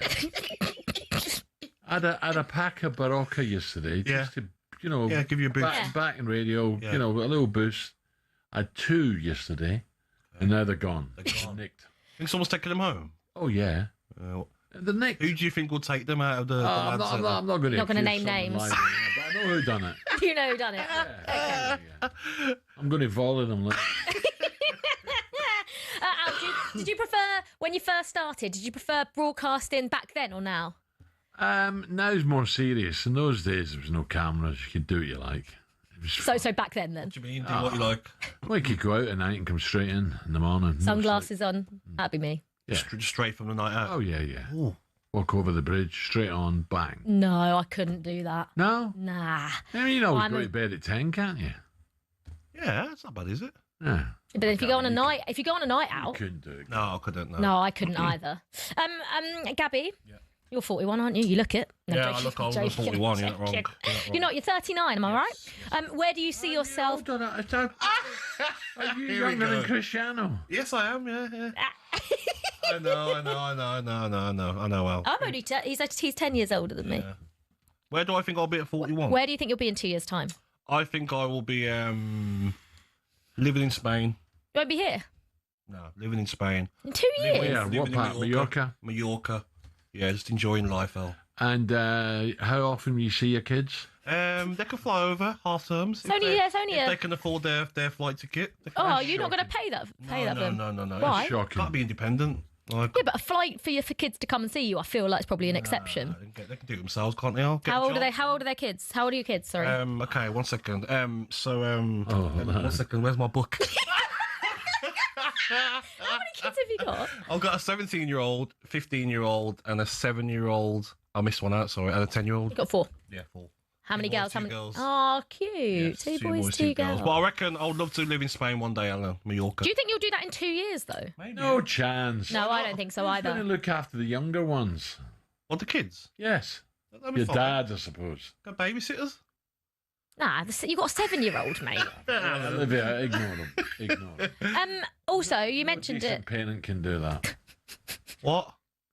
Man, you saying that? I think of yourself sometimes, Alan. Go enjoy your life. No, you don't. Yeah, but maybe when your kids are grown up, not when they're 7. You make that, but you make that Nah. decision. You have kids, you have to look after them till they're adults. Really?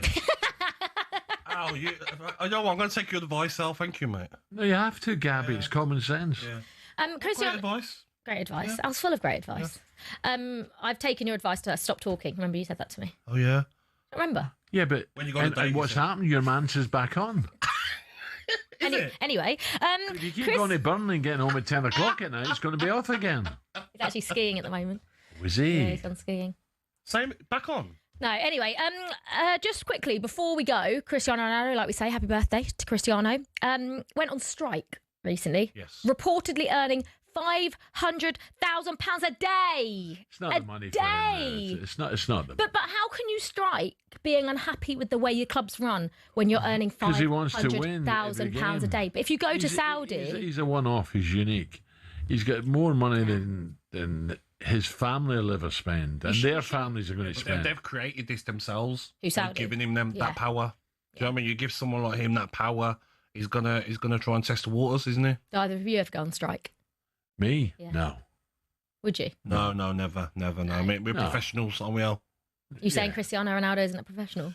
Going on strike is not great, is it? I mean, given the context of everything else, I can't really By understand the why. way, Olivia, I'm not going to beat about the bush. If I was on 500 grand a week, I would not be sitting here. Why not?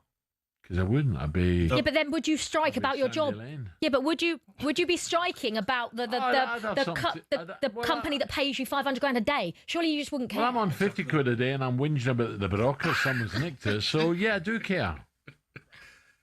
Yeah, I think it's difficult, isn't it? Like you said there, £500,000 a day. A day, like And a he's day, got the audacity to not playing a game. It's like, but because he's unhappy with the way the club's being they've run. created that though, Olivia. They've given him that power, and he's gonna use it, isn't he? It is. It is. Let's be wild. honest, that's an extreme. But modern day top players in the Premier, they only have to play a couple of seasons and they've got enough for the rest of their lives. Mm. I was talking to a cab driver yesterday going home. Yeah. And he was talking about saving up money for season tickets and what's he going to do with his kids. And I'm like, something's not right here. Sad, isn't it? I agree. Something is not right. You know, he said I probably need a couple £100 to go and tip 2 of my kids to get a match day. 200 quid's really 400 quid. Yes. So how can you afford that every second week? 400 quid. It's like a mortgage. But they've been priced Not out. right. Al. Everyone's been That's priced what I out mean. of It's games. not right. It's unfair. They want the tourists to come and spend money at the club shops. That's what they want.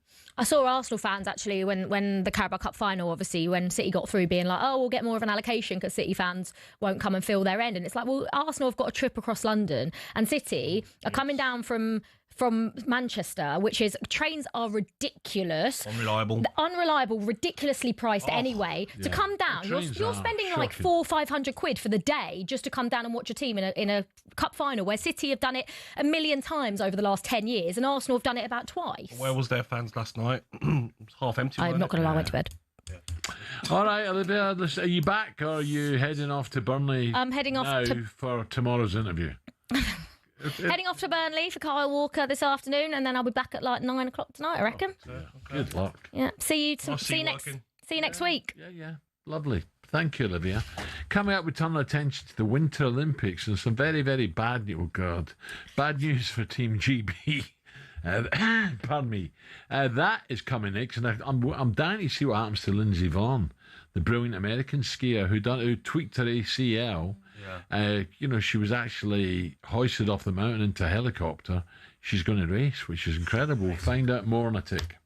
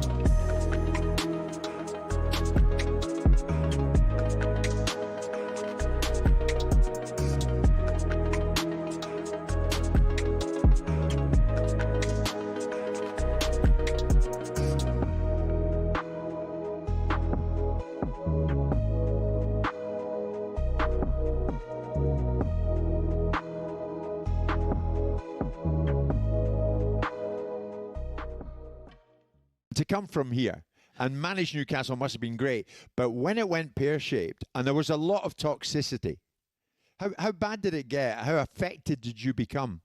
Well, where I lived, there was a little cottage in the gardens, and an elderly couple lived in the gardens, and the number of times we had to get the police was not great. And it was in amongst COVID too, where people weren't at their best. And listen, it's been well documented. Why the police? Well, what happened? I lived on the back of Jesmond Dean, and one night there was rockets being fired. These big fireworks being fired at the house, and and the people that knew had got there. But look, it was a handful, and there's always a little handful. But all in all, it was difficult because some of the press, in particular, weren't having me from day one, which I fully get. I fully understand that maybe I wasn't good enough to manage this great club in their opinion. I fully get it. But it became, I believe, in the end, personal. It was especially with one or two. It became personal. And that I had the issue with. And most of the time, you're looking over your shoulder. But I still look back on it and think I'll never, ever regret not taking it. Look, when people like Kenny Dalglish and Graham Souness and people like that... Yeah.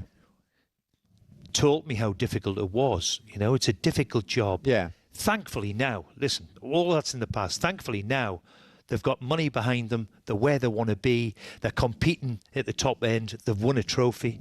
They're in the Champions League. They've still got a lot of work to do, but that's what the supporters demand. And you're genuinely pleased for them. I am genuine. I'm a Geordie. I'm genuinely pleased. But I think a lot of the fans thought you were too close to Mike Ashley. Well, that's a load of nonsense. It's a load of nonsense.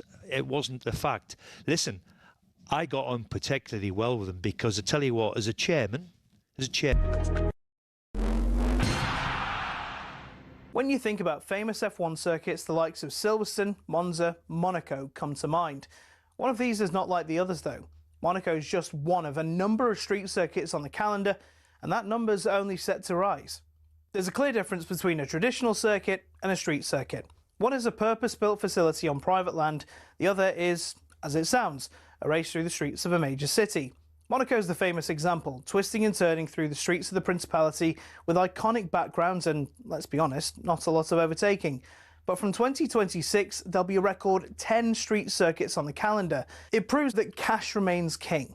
Each track promoter gives F1 between $20 and $60 million just for the rights to host an F1 race. And when Saudi Arabia pays upwards of $100 million, you can see why it's an attractive prospect for the sport. But is it all positive? Well, the drivers aren't that bothered. If you ask a majority of them, they'll tell you historic circuits at Silverstone, Spa, Monza, Zandvoort, they're the favourites. For the sports organisers, though, it kind of makes sense. In 2025, Monaco had a record 2.3 million strong viewership in the US alone. Meanwhile, for the British Grand Prix several weeks later, 1.5 million tuned in. So while these races may not be rip-roaring, all-out action, thrill rides we want as race fans, people are tuning in even more, and bosses can demand even more cash.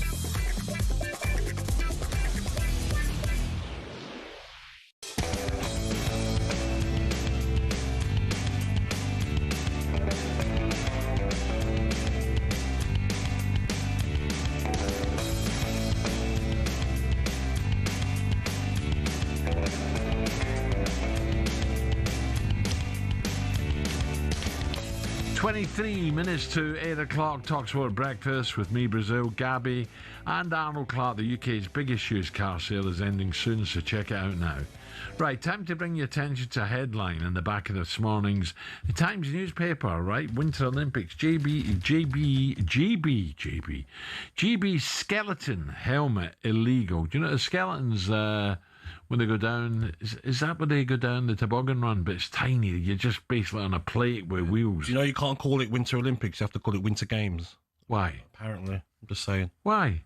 Because they don't like it being called Winter. I know, mate. Load of talk. Winter Games, mate. Yeah. Anyway, Great Britain's best chance of gold. This is beautiful Cortina. You'd have seen Cortina in one of the Bond films. With the beautiful Dolomites in the background. Gorgeous. They go pink in the sun with the snow on them. Yeah, lovely. Beautiful. Has suffered a big setback for Team GB after a new aerodynamic racing helmet said to be used by the skeleton athletes was deemed illegal. What? So how on earth does this happen? Let's speak to someone who's done special things in a Team GB jersey. A very good morning to the joint second top medal winner of all time, swimmer Duncan Scott. What do you mean a team? How did Duncan wear a Team GB jersey for a swimmer? Morning, Duncan. Good morning, Duncan. How are we getting on, guys? How are we getting on? Duncan, I can't believe this. It must have been looked at before the game, surely. Yeah, well, I'm glad you brought me in on Winter Olympic special helmets, because that's not something that's maybe my expertise. But I think, do you know, to be honest, I'm reading pretty early on like you are. I think it's something to do with it's different to the legislation and regulations that are already in place. So I feel like they'd have known that, no? Absolutely. This is, well, nothing surprises me now. But to be honest, I remember, you know, if you want to talk Winter Olympics, I remember our top skier over in Salt Lake City. Do you remember he took a puffer inhaler? Alan Baxter. Absolutely. Do you remember what a run he had? I think it was a bronze medal. And they took it off him because the Vic inhaler was a wee bit different to what we have in the UK. And surely someone should have checked that, for God's sake. Yeah, 100%. Yeah, look, you know, it's still going to be a great event. And actually, where I train, the curlers are there day in and day out, so they've had a great start. The mixed team, and then both the men's and women's are hopefully going to be in great spots for medals. So if we want to look to a more positive note, I think they're going to be great teams to follow for everyone to look at. Duncan, was it, I might be wrong, was it Norway they beat in the mixed? Yeah, they beat Norway yesterday, I think. I actually seen a really good video. I don't know if it was on BBC, but Jen put in a class last throw that meant they were able to swing it. But yeah, no, it's cool to see them train day in and day out with us, which is quite nice. I really enjoy it, by the way, and my kids skied a lot, and you know they were in the GB junior team. So we went all over Europe, which was great, really was. Now Lindsay Vaughan, easy for some. Lindsay Vaughan, superstar. I was astonished last week seeing her getting helicoptered off the mountain, and I believe she's going to race Super G, which is unbelievable. Wow. Yeah, I mean, you know, turnarounds like that are just incredible. You know, it's probably credit to the team around her that have been able to get her in it. But I mean, she as a sportsman, she's and a sports athlete, she's probably not wanting to miss anything. Which is tough in itself, but you know, hopefully she'll have the ACL. Oh wow, yeah, wow. No, you're hurtling down the mountain there at 65 mile an hour, aren't you, or 60 mile an hour? Yeah, well, a dodgy ACL. I don't know how she does it. Yeah, as you can imagine, there's not many ACL injuries in swimming, but yeah, I think even in football, the return now is so fast, even across all sports. I mean, it's getting pretty incredible what the medics are able to do. Yes. Duncan, you know what it takes, mate, to win medals for Team GB. How important is it that we win medals this coming Olympics, just to help promote the sport as well?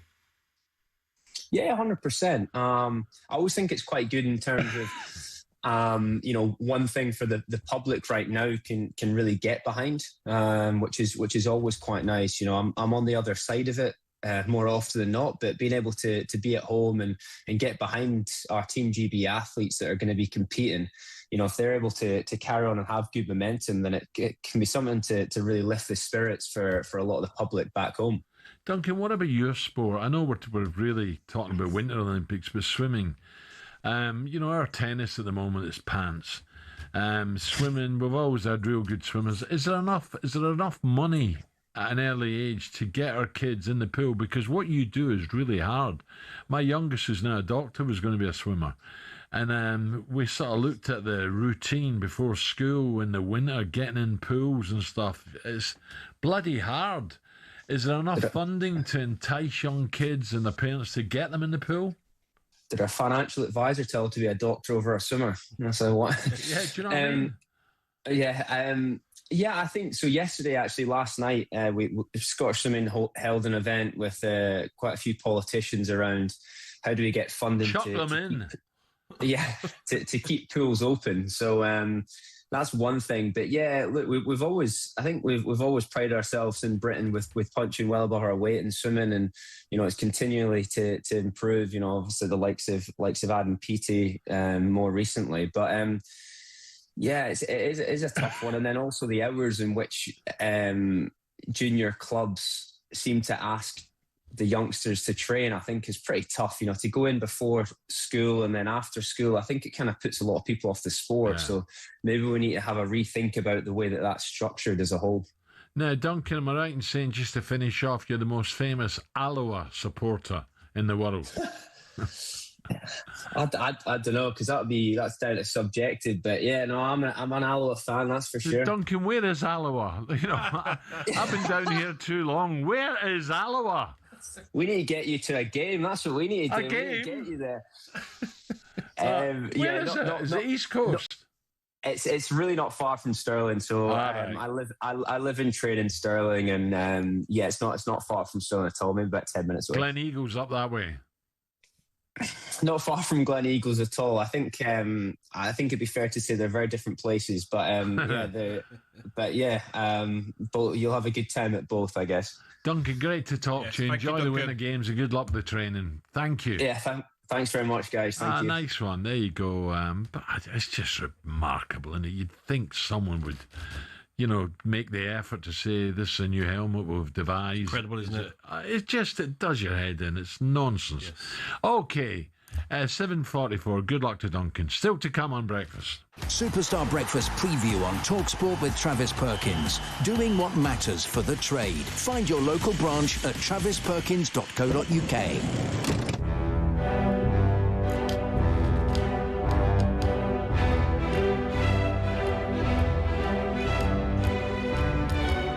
So for the first time in a cup final, the Master will meet the Apprentice. City are heading to Wembley once again, 22nd time under Pep, but they've lost their last two finals there. The number to call, and by the way, thank you, record figures, brilliant. 03717 03717 223344. That's 0371 722 3344. City fans, Arsenal fans, if the lines are open, is next month's Carabao Cup final Arteta's opportunity to become top dog, or wily old Pep get one over on Mikel again? And if offered the chance, would he actually want to replace Pep at the Etihad should that job become vacant? Good question, that. That was a look ahead, all thanks to the brilliant Travis Perkins. Superstar Breakfast preview on talkSPORT with Travis Perkins. Bricks on bricks on bricks. Over 40 million available to order with delivery to site. That's one less thing to worry about.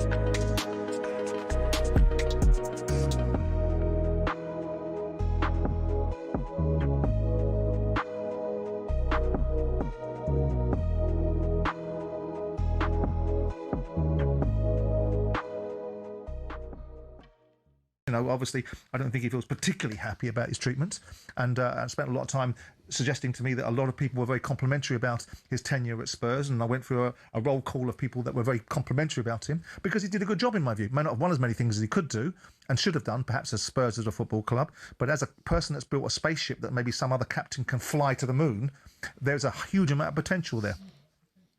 Okay. Can I go and do Deontay Wilder now?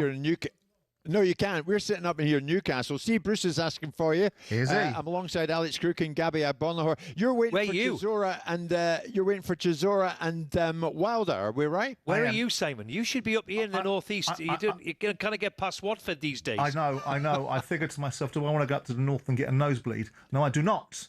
So I stayed down here. And what I'll probably get is a nosebleed from Deontay Wilder if I ask some bloody saucy question. Oh, good luck with him, by the way. Indeed, have fun. I see Gabby's increasing the tone of the environment up there. Simon, I've just found out that you actually said that the Saudis wouldn't buy Newcastle, so... Oh, gee, they did a week later. Oh, gee, Gabby, nice to see you're current. That was 3.5 years ago, you clown. Simon, just before you leave us, on the Tottenham Hotspur situation and the Levy situation, Levy reportedly in discussion to sell 30%, which would work out at £1 billion. Is there pressure on Daniel to sell to these people? No. From an ENIC perspective? Well, no. Not necessarily, because ENIC might not want to jump into bed with these guys. I can't speak to that. But Daniel is a shareholder in his own right. There is pressure, I suspect, on Daniel because we've seen the noise. We saw some of the suggestions that they're going to go and review the policies of a guy that they let run the club for 25 years. So they're going to go in there and look at the transfer policy and the economics and how the efficiencies of commercial deals were done. Oh, really? Okay, good enough. That really is about probably...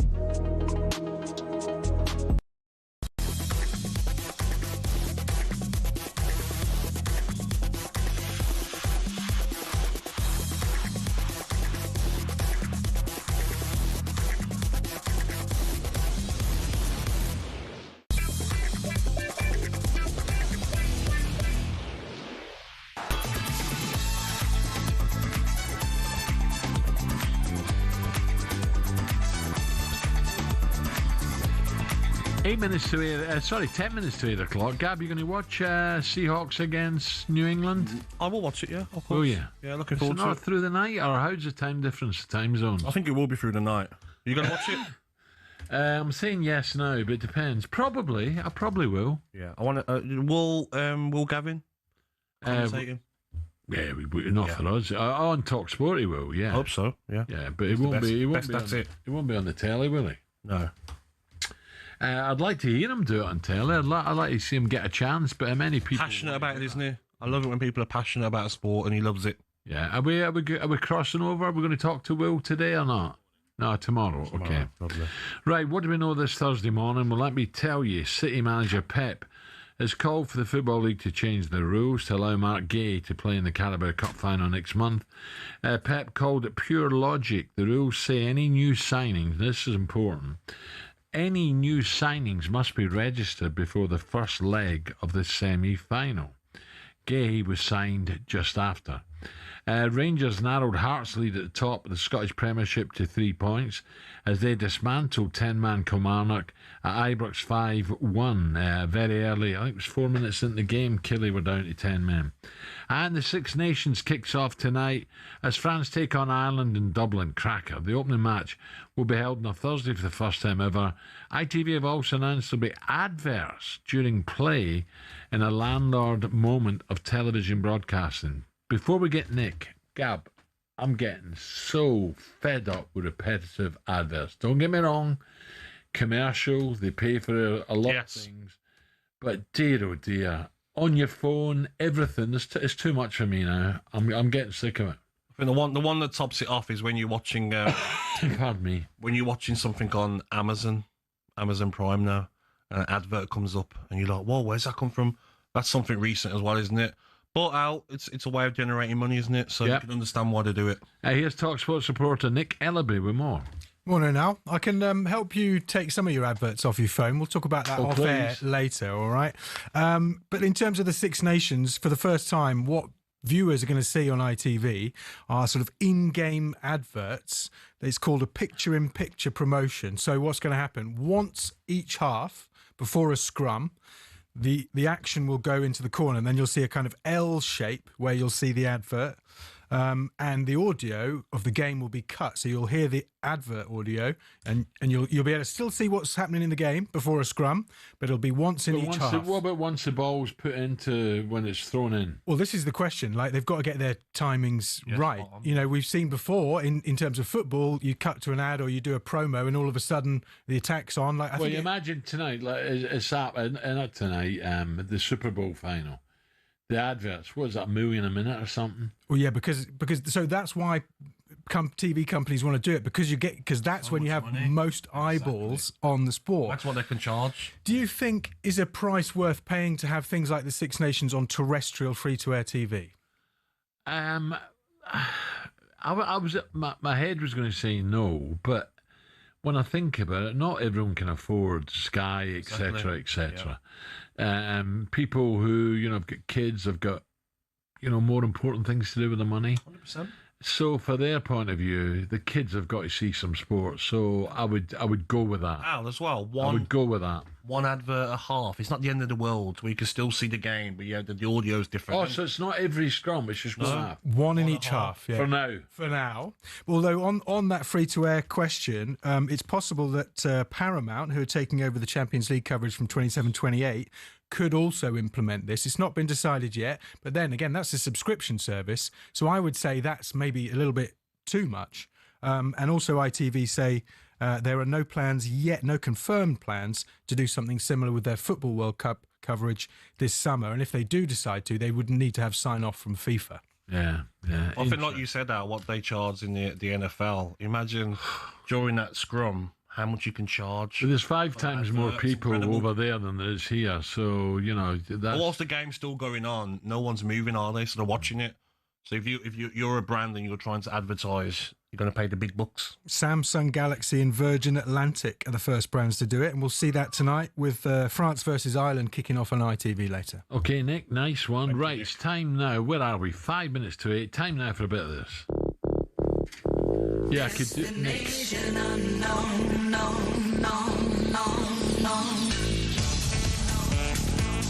Yes, we're bringing back the feature destination unknown because there's certain former England stars that currently have their futures up in the air. So first up, Gab, Jesse Lingard. You remember Jesse? Has left over in Seoul, South Korea, and is currently a free agent. And the rumours this morning he could be heading to Holland to play for Feyenoord. Yeah, I think it's difficult, Alan, when you're 33 years of age. Jesse Lingard had 2 years in South Korea. I think they let him go, terminated his contract. Was that a waste in December? I just think it was a strange decision, and I'm sure when he retires, you'll look back and say, should I went to Nottingham Forest when I could have went back to West Ham? West Ham for me. Yeah, that was the decision he made wrong. And it's hard to come from South Korea for 2 years at 33 to come back to the Premier League. So maybe he needs to try a team like Feyenoord where he's not going to be getting any big contracts, Al. It's going to be like... But he might have made his money. No, of course. If he has and he's happy, good luck to him. Exactly, but he's just now at 33 years of age. Go and enjoy your football, because he would have made very good money at Manchester United and FC Seoul. So good luck to him, but I'm sure his time in the top league in England has gone. Right, up next, Gab, another man who has starred for England in major competitions. He still has no club, though. Raheem Sterling is reportedly going to follow his former teammate De Bruyne to Napoli. That's a good move. Yeah, but recently there was reports that he said that he wants to stay in London for family reasons. So I'm surprised at Napoli to take his family over there. If Antonio Conte wants him, they could do with another winger like Raheem Sterling. But I look at Sterling, Alan, different to Lingard, 31. It's no age for him to stop playing.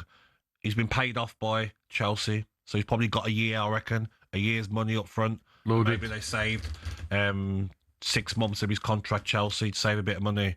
So just go and play somewhere now where you're going to enjoy. Could he go to, like, I don't know, Alan, a West Ham and a Fulham? Short-term deal to the end of the season. You break into the side and you try and play some minutes there. I think he'd probably be a squad player, don't you? No, of course. Yeah. But you've got to work your way in. How fit is he? Let me do one more, Gab, quickly, because this guy, it's been very unfortunate the way this has happened. I'm talking about Harvey Elliott here. In his career now, there's a clause, he played so many games, he's got to pay more money, or the club have got to pay more money. What a shame, because, this is a guy who's playing in the Liverpool side, for God's sake. And what I don't like about this clause, Alan, is when he's got to the club in the summer, the manager's probably looked at him and says, maybe I prefer Brendier than you. Brendier's been in great form. And it's that clause of 30-something million, 30 to 35 million, if he plays 10 Premier League games, I think it is. But because they're halfway through the season now, if he has 5 appearances, that comes in. I think he might have already had 2. So maybe the manager might play him in 2 more games. He must be so frustrated. Then he'll just put him and say, listen, I can't play you. But I heard they are in talks, Liverpool and Aston Villa, to try and make some sort of agreement. It's not fair, and if you're the manager, Emery, and the PSR problems are, you can't just afford to spend 30 million on a player that you don't see has a future at the club. So you can see the manager's point of view. That clause, they've got to stop putting in deals, because poor Harvey Elliott, World Cup year, he's not going to play much football. Yeah, weird, isn't it? Yes. Okay, Stuart Pearce coming up. We'll get the latest odds with Coral. And Paul Smith, former British super middleweight champion, talkSPORT co-host, and Liverpool van coming up. Coming up on Newcastle, though, are they in real trouble?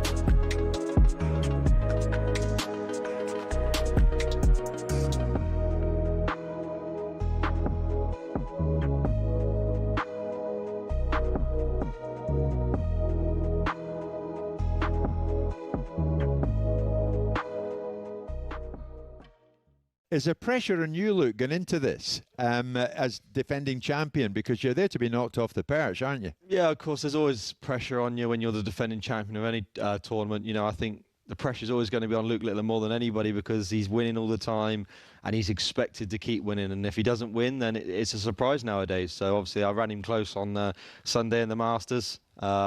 And he knows that, there's other players now playing pretty well. Gern Price is playing good and Gian's testing him. So, Luke Littler's definitely the man to beat. But, of course, I'm the reigning champion. So, yeah, he's going to want to take that off my hands, and I'm going to do everything I can to... Let me pick you up on that. You declared after Sunday's narrow defeat to him in the Masters final, the Winmau Masters final, Luke Littler, the greatest darts player that's ever lived. Is he? Yeah, I'm not going to backtrack on that. I think... what I mean to have said, maybe he's the most talented dart player ever. You know, I still think that maybe, you know, the argument would still stand with maybe Phil is the greatest, of course, of what he achieved. But I just think natural, raw talent that he's got, I think that is, to me, what would say is the greatest dart player ever. And, you know, it's just the way he doesn't ever fold under pressure. He's always so great. And, yeah, I mean, it's hard to sit here and backtrack and say, oh, no, Phil. So Phil is one of the greatest, of course. But I just think with his talent, yeah, he's the most talented dart player. Because I found it a bit curious, Luke, because you're great rivals.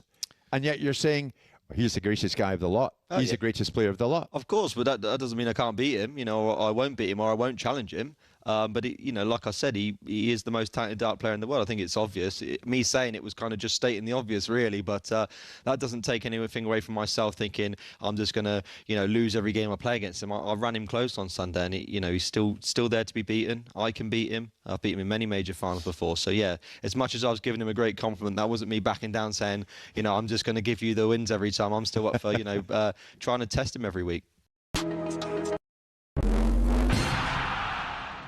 Who would have thought a sporting event's halftime show could have a bigger impact than the game itself? Well, the Super Bowl halftime show does exactly that. In 2024, Usher brought in an audience of 180 million worldwide, the biggest ever in the event's history. But how did singing and dancing get to be the centerpiece of America's biggest sporting event? The first edition of the Super Bowl was held in 1967 when the Green Bay Packers beat the Kansas City Chiefs in Los Angeles. Because of the sheer size of the event, organisers wanted to put on entertainment at halftime for the fans in the stadium. It was a display of marching bands, dancers and pure USA patriotism, and that was the theme that followed for years. In the 1980s, the Walt Disney Company got involved and we started seeing some interesting and questionable displays. But we got our first glimpse of halftime shows to come in '93 when none other than Michael Jackson stunned fans with his 15-minute medley of his own smash hits. When he walked out on stage, he had to wait for the crowd's cheers to die down for about 2 minutes before even starting his first song. Diana Ross, Gloria Estefan, Phil Collins all starred in their own shows, as did Aerosmith, who performed alongside NSYNC. Things got a little bit out of hand in 2004 when Justin Timberlake and Janet Jackson produced perhaps the most famous or infamous wardrobe malfunction in history. Shows from the likes of Prince, Lady Gaga and Beyoncé are considered by critics as the best. To give you an idea of the scale of things, Rihanna's 2023 halftime show included roughly 800 people. These ranged from backing dancers to stage crew to camera operatives broadcasting to millions around the world. The whole stage for that show was built in roughly 8 minutes and was broken down and cleared away in the same time. The acts perform for free nowadays, even though the experts reckon it costs around $13 million to put on Rihanna's show. Artists know they'll rocket up the charts in the following weeks. Rihanna's average sales improved by 140% in the months following her performance. The Super Bowl halftime show will be a fixture in pop culture for years to come. So the question is, who next?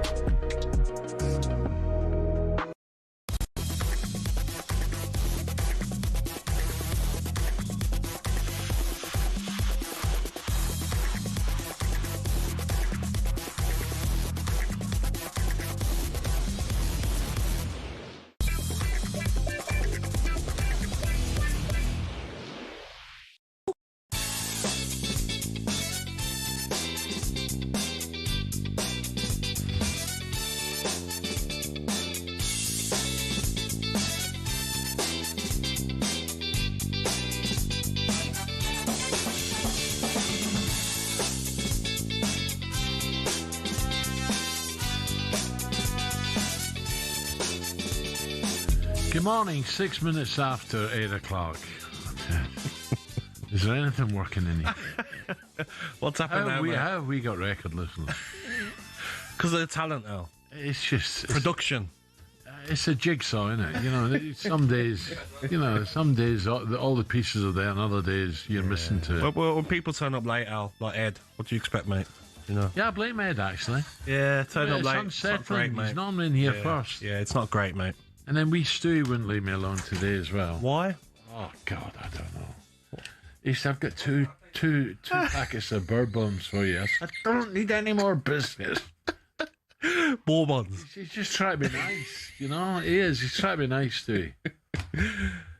That better, Al? Yeah, he's telling me about his love life as well. Oh, is it? Is he dating? Yeah, it took 3 seconds. What do you mean? He's a lovely little fella, you know. Yeah, he is. Lovely. He's so unassuming, just comes in. He deserves the best, doesn't he? I think so. Yeah, definitely. This the way Ed's going. I think Stewie. Yeah, give Stewie a trial. This is talkSPORT Breakfast with me, the indestructible, I wish, God. And Gabby and Arnold Clark's Real Sale. It's your last chance to save big in your next car. The sale ends on February 16. And by the way, Cheltenham's just round the corner, isn't it? You're gonna make what days are you coming? I think I'm going to do Thursday.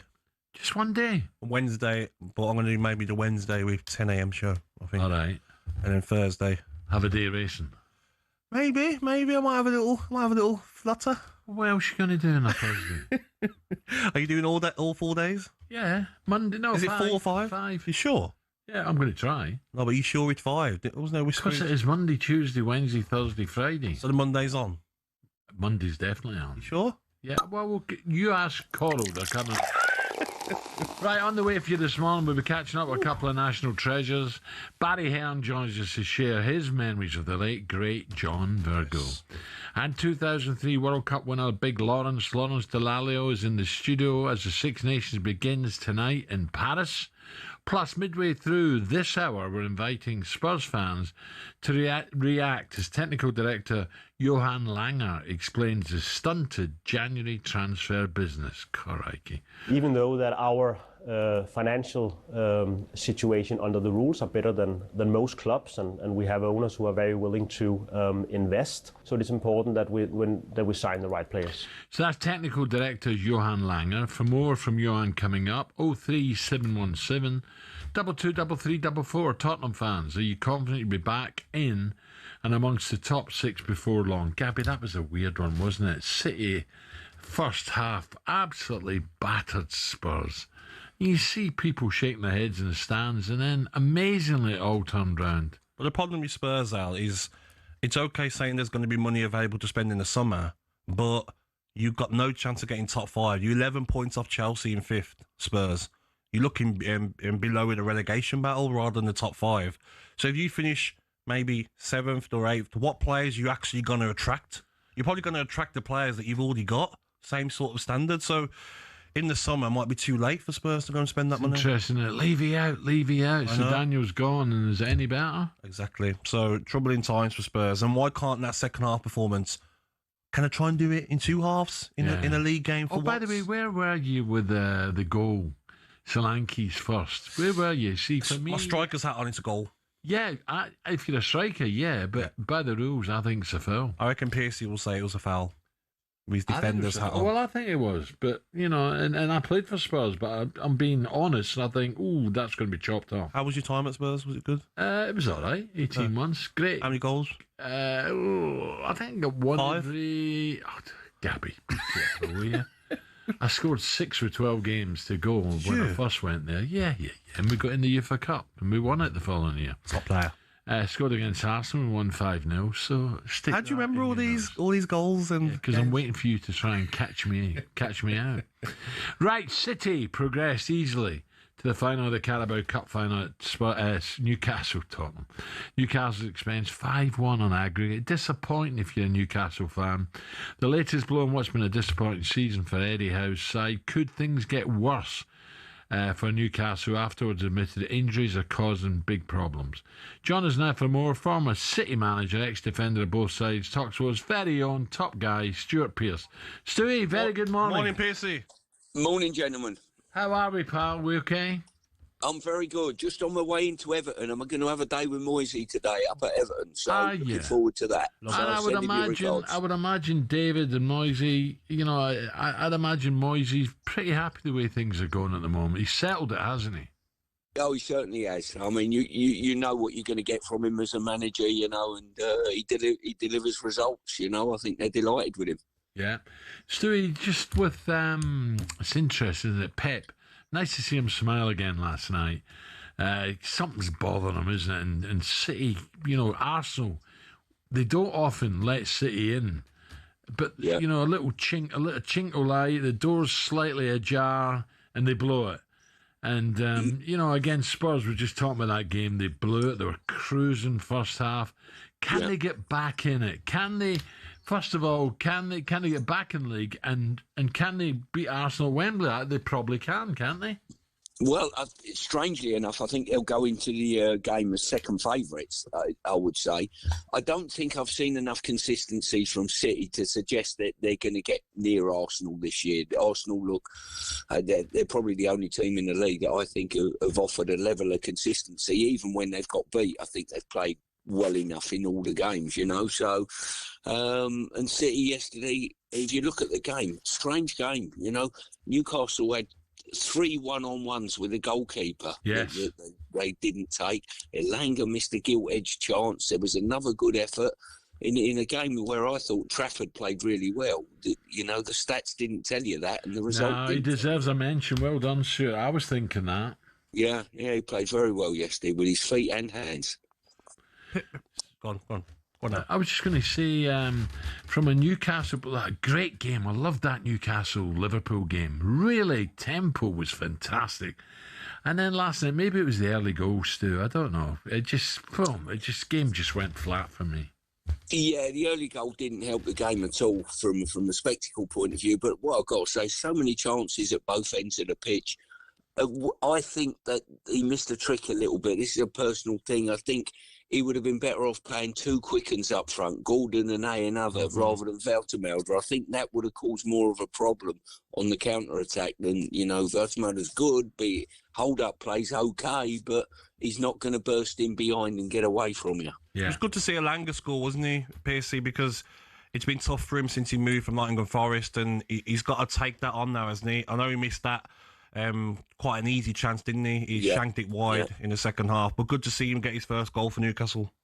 I thought he'd be a really good signing, and maybe he will next year when he settles in a bit more, who knows, but I thought he'd be a really good signing. Done brilliant for Forest last year, his best season, and then I think that was his first goal, Sam told me, which is incredible for a player like himself with the pace that he's blessed with and whatever. So, yeah, really, real shame.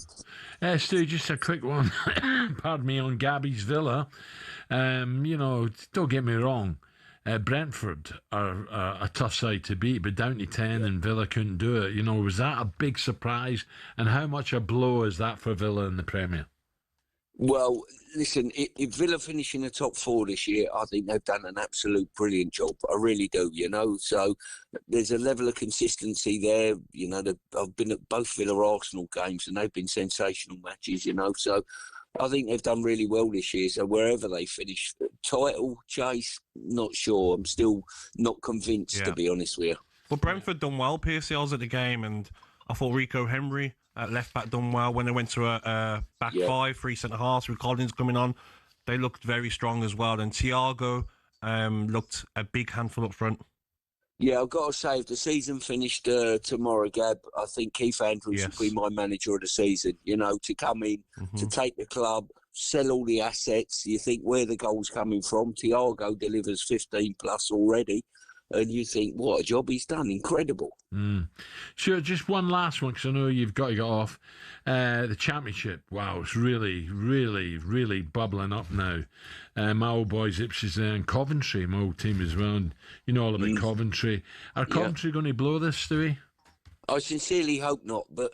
I've managed and played in the Championship. It's so unforgiving. So many games, they come so consistently. So you do know there's going to be ups and downs over the season. So I've got my fingers crossed for Frank, obviously a former teammate and obviously a former club.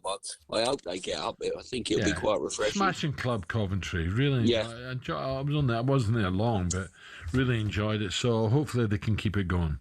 Stu, say hello to Moisey for us, and thank you. Thanks, Will Stuart. do. Take care, gentlemen. Have a good day. There you go, Bye. Stuart Pearce there. Right, Forest. What about Forest at the moment, Gav? They've got to be careful now. They've got to be very. I think they've got Leeds on the weekend. Well, Leeds had a bit of a blow, but then Arsenal can do that to anyone, can't Exactly, but that's a big game, by the way. And also West Ham, big game. If Leeds and Nottingham Forest draw, Do West Ham go to Burnley? West Ham go to Burnley. Yeah. The way Burnley are playing out, you fancy West Ham to win. So I think they need to. Yeah, it's getting even Crystal Palace down there, Spurs on 29. They've got to look over their shoulder. Crazy, isn't it? Yeah. Newcastle fans, let's hear from you. 03717 22 3344.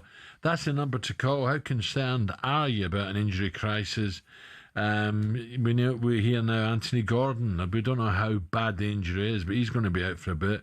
Up next, we turn attention to Gabby's Villa as well, and whether Gabby's still blaming PSR for their dwindling title challenge. 17 after 8.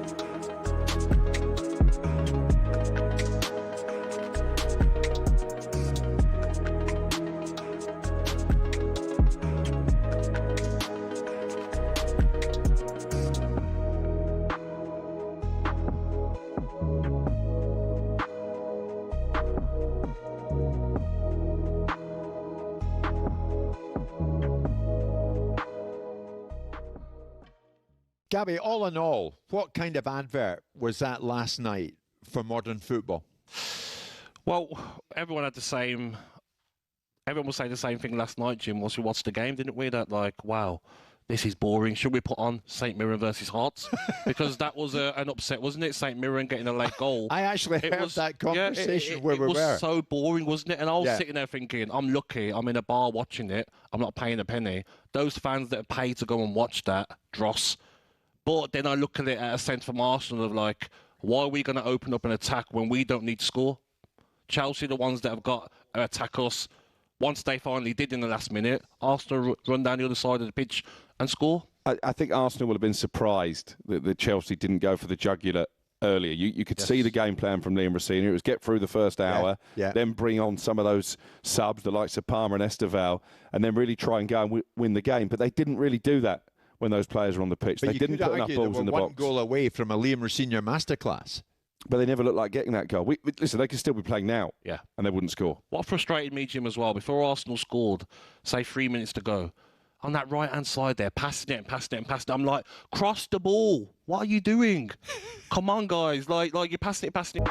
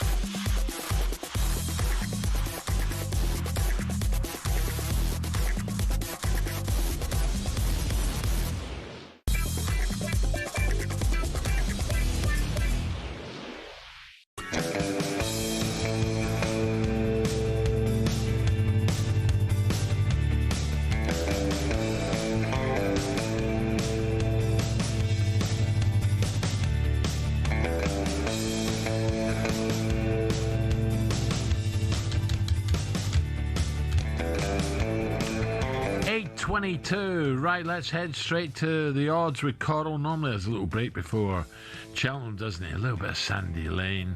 We're talking Dave Stevens, of course. Steve-O, morning. Good morning, Steve-O. Daily download on talkSPORT with Coral. We're here for the fans this season. 18 plus, gambleaware.org.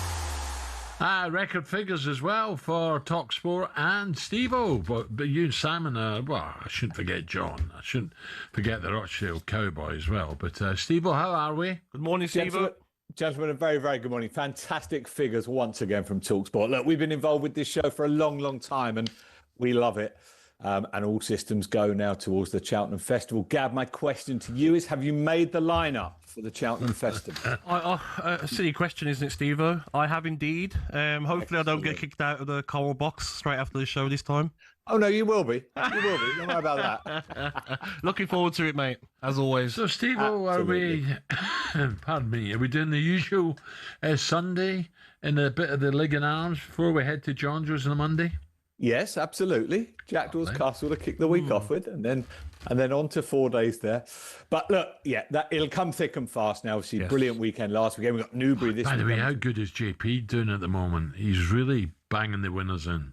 He is. He's got the favourite for the champion chase. He's got the favourite for the champion hurdle in the New Lion, or joint favourite. He's got the favourite for the Gold Cup. In fact, but Al, you know as well as I do, this is a man who puts fortunes into the game.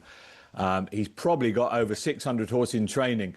And it's not just the big trainers, Al. He supports a lot of the smaller guys. Correct. Nick Gifford, a friend of mine, trains a work in progress for him, one at Lingfield recently. He supports so many trainers, so deserves... Nick Gifford. Nick Gifford, sorry, yeah, good friend of ours.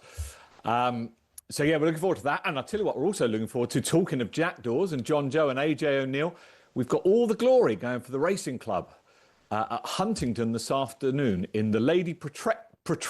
I can't say. I'm like you with Greek names. The listed mayor's race at Huntingdon.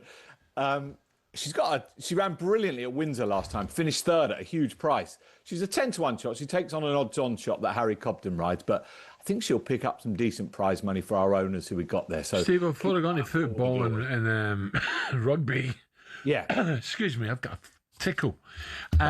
What about, would you suggest that this could be the most open Cheltenham we've had festival for a few years? Do you know what? It's shaping up to be like that. There's only one odds-on favourite, and that's Factifile in the Ryanair chase out. And he's not even. I read today he won't go up the hill. I read today he won't go up the hill in the Gold Cup. Yeah. Oh, I think it's hard to say that when he won going away over 3 miles at Leopardstown in heavy ground at the weekend. I think they'll have a go. I really do. He's won a Ryanair chase. I think the fact that JP, last year's winner, I know the way you're thinking, isn't looking like a Gold Cup winner this time around. I think JP will roll the dice with Factifile. So Gaelic Warrior 2 out was cantering, Steve. If you watched it close. The reason why I keep looking at Gaelic Warrior is because when Brazil beat him, yes, that's JP, right. Do you remember that? And every time he runs, I think, hello. And he was cantering to it under Patrick Mullins, and just, he just fizzled out a wee bit, but he'll be stronger. You talk about a horse who I don't think will get up the hill at 3.25 miles of the Gold Cup. I think Gaelic Warrior is tailor-made for the Ryanair chase. He runs in the Rich Richie colours, of course. But look, I think it's much more open. I think the British trainers have a lot stronger hand this year. And it's always a brilliant 4 days, and all leads up to the Gold Cup, the biggie on the Friday. Steve-O, there's some massive games on this weekend. Obviously, Liverpool, Manchester City, a big one. But I want to look at, Brighton versus Crystal Palace, Burnley, West Ham, Manchester United, Spurs, and Leeds, Nottingham Forest. Because if Spurs and Palace don't get a result, this gap could be down to 6 points from West Ham.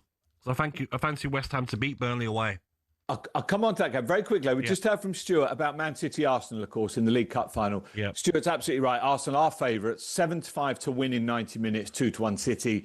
8-11 Arsenal to lift the trophy, even money City, which is what it's all about. Yes. But for those that say, the big teams don't take this competition seriously, you got the top two in the league going in the final. So, that tells you they do take it seriously. On to the league this weekend, Gab. Sorry. Starting where Burnley, West Ham. Yes. Burnley are down, aren't they? Is it fair to say that? Definitely. They're 23-10 to win this. But West Ham 11-10. Must win. Must win. 12-5, the draw there. Sorry, Gab, which other ones did you want to have a look at? I'm just looking at Leeds, Nottingham Forest. That's a big one as well, because kicks us off tomorrow night. Yeah, if Leeds win, they'll go on the same points as Spurs and Palace. Yeah, and they've turned it around, haven't they, Leeds? From looking before Christmas in real trouble. 5-4 to win that one. Nottingham Forest 11-5. They need to start picking up points themselves. 23-10. The draw. Gab, Villa have got to bounce back. They definitely do. Yep. Not an easy place to go. No. South Coast there, Bournemouth. They did beat them last season. I went to that game. It was during the last 5-6 games of the season. Villa had to keep winning and they got a result. Very tough place to play, mate. Bournemouth away. But I do fancy Villa to come back and get a result. Your favourites, which I was slightly surprised about, 11-8. Bournemouth 9-5, 13-5. Yeah, Bournemouth are a tricky side, aren't yes, they? Very good they going are at home. forward. Yeah, Steve, what about you mentioned? You mentioned what a game Liverpool against City, but also Sunderland going to Arsenal. Sunderland will think we can get something here. Sunderland took points of Arsenal, didn't they? In the reverse fixture, they're 1-4 Arsenal, which is fair enough because they are top of the league. They are will so he tinker, strong. Do you think? Arteta, will he tinker or can he afford to? He's got the squad where he doesn't have to, isn't he? I mean, I heard Ali saying yesterday he thinks this is the strongest Premier League squad that's ever been put together. 100%. 4-1 on, 11-1 Sunderland, huge price, 5-1 the draw. But Sunderland, what a season they're having, by the way. And as I say, Arsenal do owe them something. And then you mentioned Liverpool, Man City, of course, on the Sunday, 11-8 Liverpool, 7-4 City. 7-4 City, 11-4 the draw. Should be, albeit Liverpool still lacking that consistency in the league. Similar comments could be applied to Man City, really, because every time Arsenal seem to leave the door ajar, tell me about City can't take advantage, can they? But talking of the door ajar, Al, Scotland, Celtics have hardened as favourites, not played last night, 6-5. I had a little text from Sir Rod last night. He said, is it fair to say, is that correct that we've got 3 games in 6 days, Celtic, because of that postponement? I've not checked it yet. So, do you know what? Rangers fans were whinging, weren't they? They were down to against 10 men, just winning 1-0, scored early, and then they got a barrel load in the second half. I'd say this is going to be close. This is hard to call, isn't it? There's no reason why Rangers can't win it as well. And Hearts can still win it as well. So but it's all changed. I mean, 6-5 Celtic, Rangers now second favourites, 15-8. Poor old Hearts, despite being top of the league, 5-2 third favourites now. Obviously lost to St Mirren. That was a big blow. I think Ali told me Hearts and Celtic have both got to go to Ibrox. So you could see yourselves in Rangers' hands then, couldn't you? Yeah. Quick one. 6 Nations, France, Ireland tonight, Steve-O. Brilliant game to kick off. Look, Antoine Dupont, one of the great players in world rugby, is back from a long injury for France, of course. Ireland never really replaced Johnny Sexton at fly half, and that's why France are long odds on to win this. The handicap, I can't remember the last time Ireland got 14 points handicap start in a Six-Nation game. 14. Even money Ireland plus 14.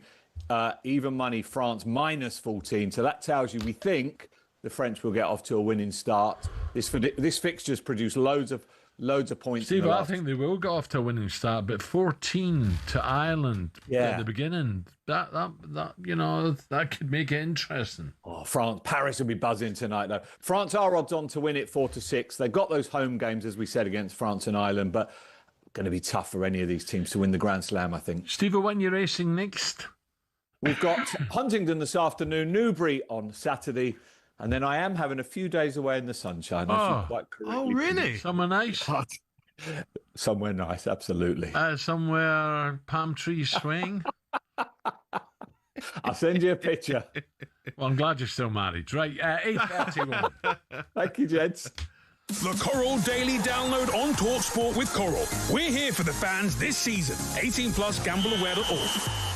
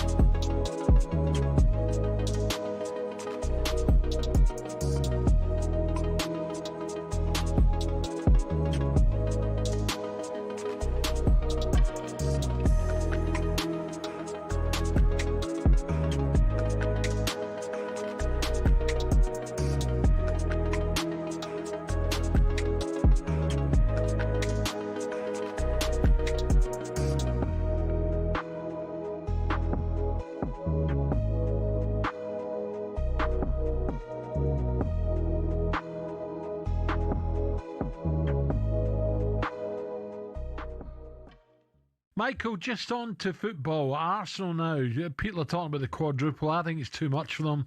As much as I think they're a special side with a great squad. Is there a chance in your mind that Arsenal could win all four?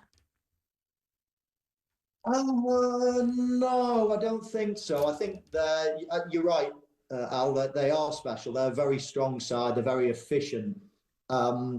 It looks like they're going to stroll the league, really. I don't think there's anybody good enough to compete with them this season, even though I don't think the points total is going to be that good. I just don't think. I think the only two teams that could have beat them at the start of the season, Liverpool and Manchester City, are obviously faltering. So I think Arsenal certainly will have won it, but they've been semi-handed it as well. I don't think nobody's really put much pressure on them. So I think the league is obviously nearly wrapped up. I think, they could win the Carabao Cup. Absolutely, they could. And then the other two are going to be tough. Yeah. Absolutely tough. I mean, everybody's going to, all the other teams are going to be focusing on the FA Cup even more now because the league is almost over. It's going to salvage their season. So they'll be putting strong teams out, a lot of their competitors. And then the Champions League, that could be anybody's. That's really open this year. I agree. Definitely. Mike, I'm going to ask you, mate, where are you at this moment in time with centre forwards? We'll look at Haaland, probably out and out centre forward. Yourself out and out centre forward. Shearer out and out centre forward. Are we kind of drifting away from that at this moment in time? I'm thinking of boys like Ekitike, Salah's goal return's unbelievable. Are we seeing just as many out and out Drogba's number 9s like that? Oh, there's a huge dearth in centre forwards, Ali. I mean, football's changed. Football is not, nobody or very few teams play two up front nowadays, and then. The Premier League's profit and sustainability rules are sold to us as financial fair play, a way to keep clubs from going bust. But there are those who feel it's starting to look a lot like a system that protects the big boys and keeps the rest in their lane. Here's how it works and why people feel that way. So clubs can only lose 105 million quid over 3 years, which sounds fair, but here's the kicker. Your limit includes how much you earn. So if you're one of the traditional top 6, you've got massive global revenue streams and you can spend way more while still technically following the rules. Meanwhile, ambitious clubs like Newcastle, Villa or Forest, well, they're bringing a knife to a gunfight. Newcastle might be backed by Saudi billions, but they just can't splurge the cash. Their commercial income isn't there yet. Last season, they won their first domestic trophy since 1955 and qualified for the Champions League, which you'd think would be a great springboard for them to go on and start building a team to challenge at the very top. But because of PSR restraints, they couldn't break their wage structure for a new Alexander Isak contract, and look what happened there. So what's the solution? Well, either loosen the reins so ambitious clubs can spend within their means, or cap spending based on something other than revenue. Otherwise, we're just watching the same 6 teams swapping silverware most seasons, and that, folks, ain't what the Premier League was built on.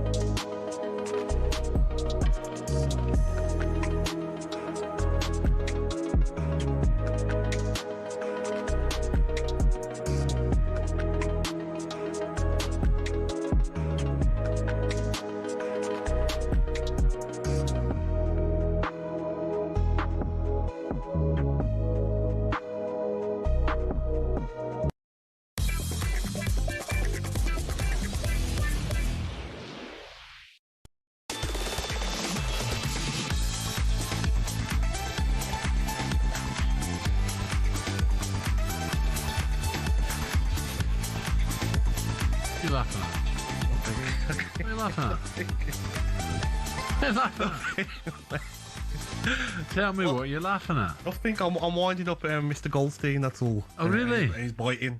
Why? What's he said? He's just biting, and you know what he's like. But he's funny. I've hurt his ego, so... talkSPORT breakfast with the chunk. You're married, isn't it? Did you get your invitation? I got my invitation, yeah. I can't make it, Al. Oh. Yeah. My daughter's got gymnastics. Oh, come on. Are you going? I don't know. What do you mean? I only got it yesterday. I went, oh, I'll have a look at that. Yeah, I think he'll love if you went to his wedding now. I got on great with Jamie. I don't trust you, though. What do you mean? I don't trust you. What'll come out of your mouth? Oh, away you go. talkSPORT Breakfast with Arnold Clark. The UK's biggest used car sale is ending soon. We're joined tomorrow on the show by a man who saved Jamie O'Hara's penalty in a cup final. Stormy United keeper Ben Foster. He's with me from 6 a.m. till 10. What do you mean, Ben? It was the easiest penalty you've saved. Right, Gab, let's talk about Spurs. Into the Champions League last 16, as we know, but languishing 14th in the Premier League. That's an interesting one, isn't it? Tottenham, could they go a bit further? I just look at them out, and I'm just like, 24 games played, 29 points. It's not good enough. I know that, but in the Champions League. Champions League, like, they'll get found out when they start playing better teams. If you look at the teams that they played, you know, Frankfurt aren't a great side. Do you know what I mean? They had some easy games in the Champions League. I wouldn't take their Champions League form seriously. But then I watched them in the second half, and I'm like, all right, Conor Gallagher is showing a bit of fight. Solanke's showing them a bit of fight. Can't you do that for the full 90 minutes? I just don't understand the first half. It was the boos, the manager, Thomas Frank on the side, looked confused. My worry is, are they going to lose the two centre-backs end of the season? Well, wouldn't surprise me if they... Well, Romero can't keep his mouth shut, can he, on social media? So that's not going to go well above. But when you hear Johan Large, because he was at Villa, and I remember speaking to him at Villa about different things.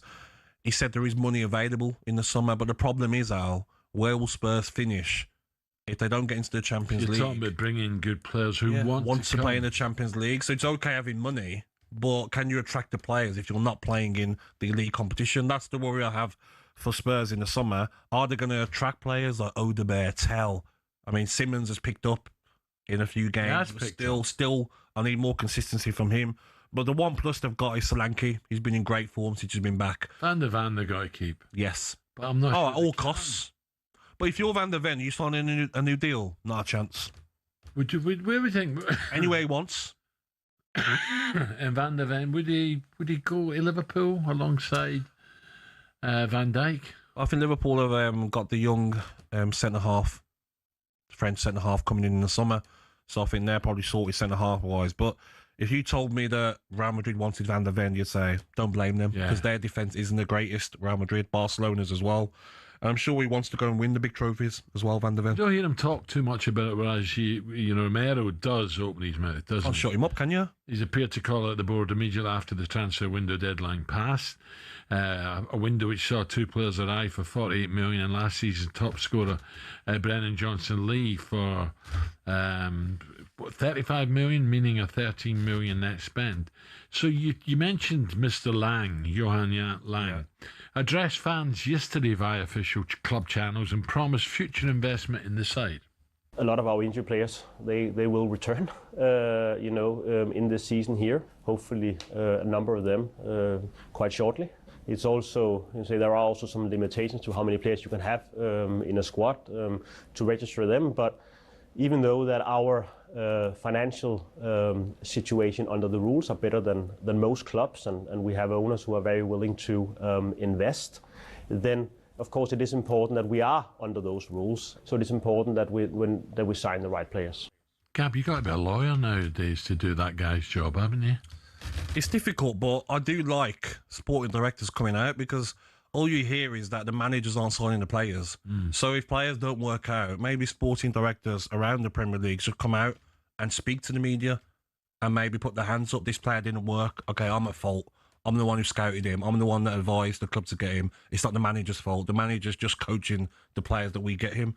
So maybe that's a new style that needs to happen. Yeah.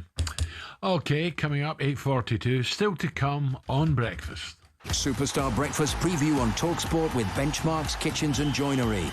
Get trade prices on kitchens to suit all styles and budgets at Benchmarks.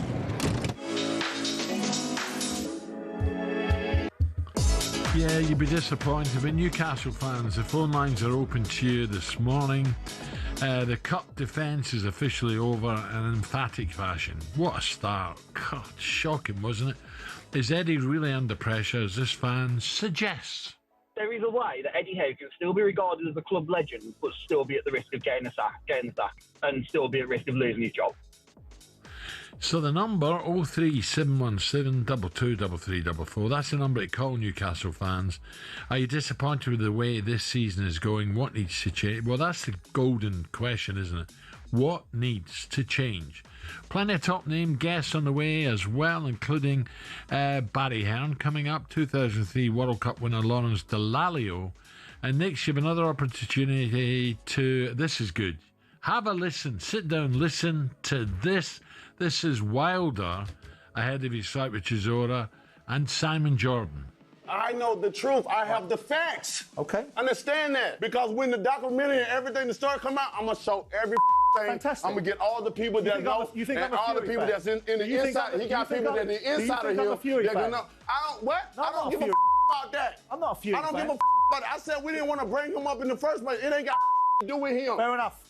Woo. Yeah, Johnny got off his chair, marched round towards Simon. Simon, to be fair, held his ground, but he did have a couple of heavies alongside him just in case they kicked off. Yeah. But Simon, you know, he asked the right questions. Deontay touched a nerve, didn't it? Speaking about Tyson Fury.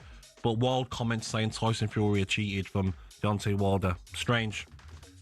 I've not seen Wilder since then. No, he's been poor in his fights since Fury. Yeah. Very poor, Al. Because at one stage he looked, who's going to beat this guy? Was it Parker or was it Zhang that he fought where he literally span round and he got clean knocked out because he's facing the wrong direction? Zhang, wasn't it? Yeah, I'm not sure. It's Parker or Zhang. So he's not at his best, but I still think he's got enough to beat Chisora.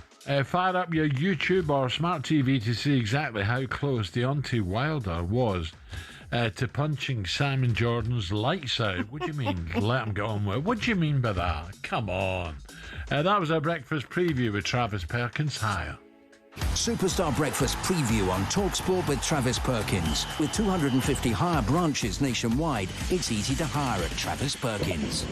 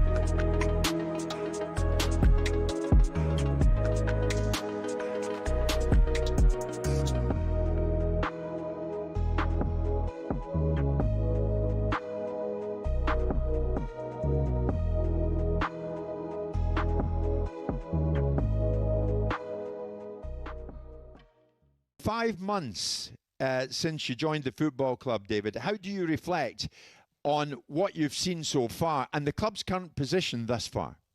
Well, I'm thrilled to be here. You know, you're right. It's 5 months tomorrow, so I'm still the new guy. And if I get in trouble in any of the questions today, I will remind you that I'm the new guy. But I'm thrilled to be here. This is an extraordinary community, an incredible club, and it's a privilege. And you came from American sport and Real Madrid, as I said in the introduction. So why Newcastle? Well, when I was in New York thinking about what I might do next, I was there for 5 years in New York City. You know, I really missed football. There's so much I love about American sports, and you know, they're incredible.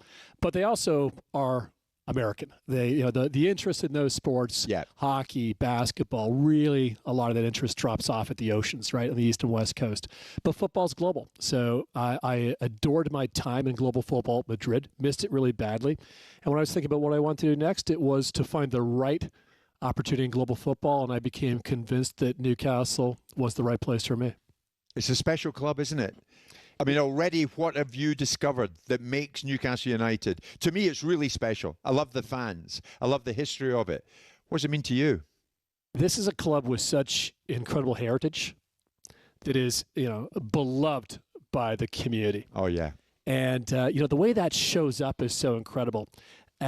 People have been incredible with me since I got here. Just so warm, so welcoming. But their first question is, so, how's the club? How's everything? And it's not just the sports fans. It is bigger than sport here. It is really, symbiotic with the community, and that integration that matters so much. I'm coming out of New York, as you said, where I think there's.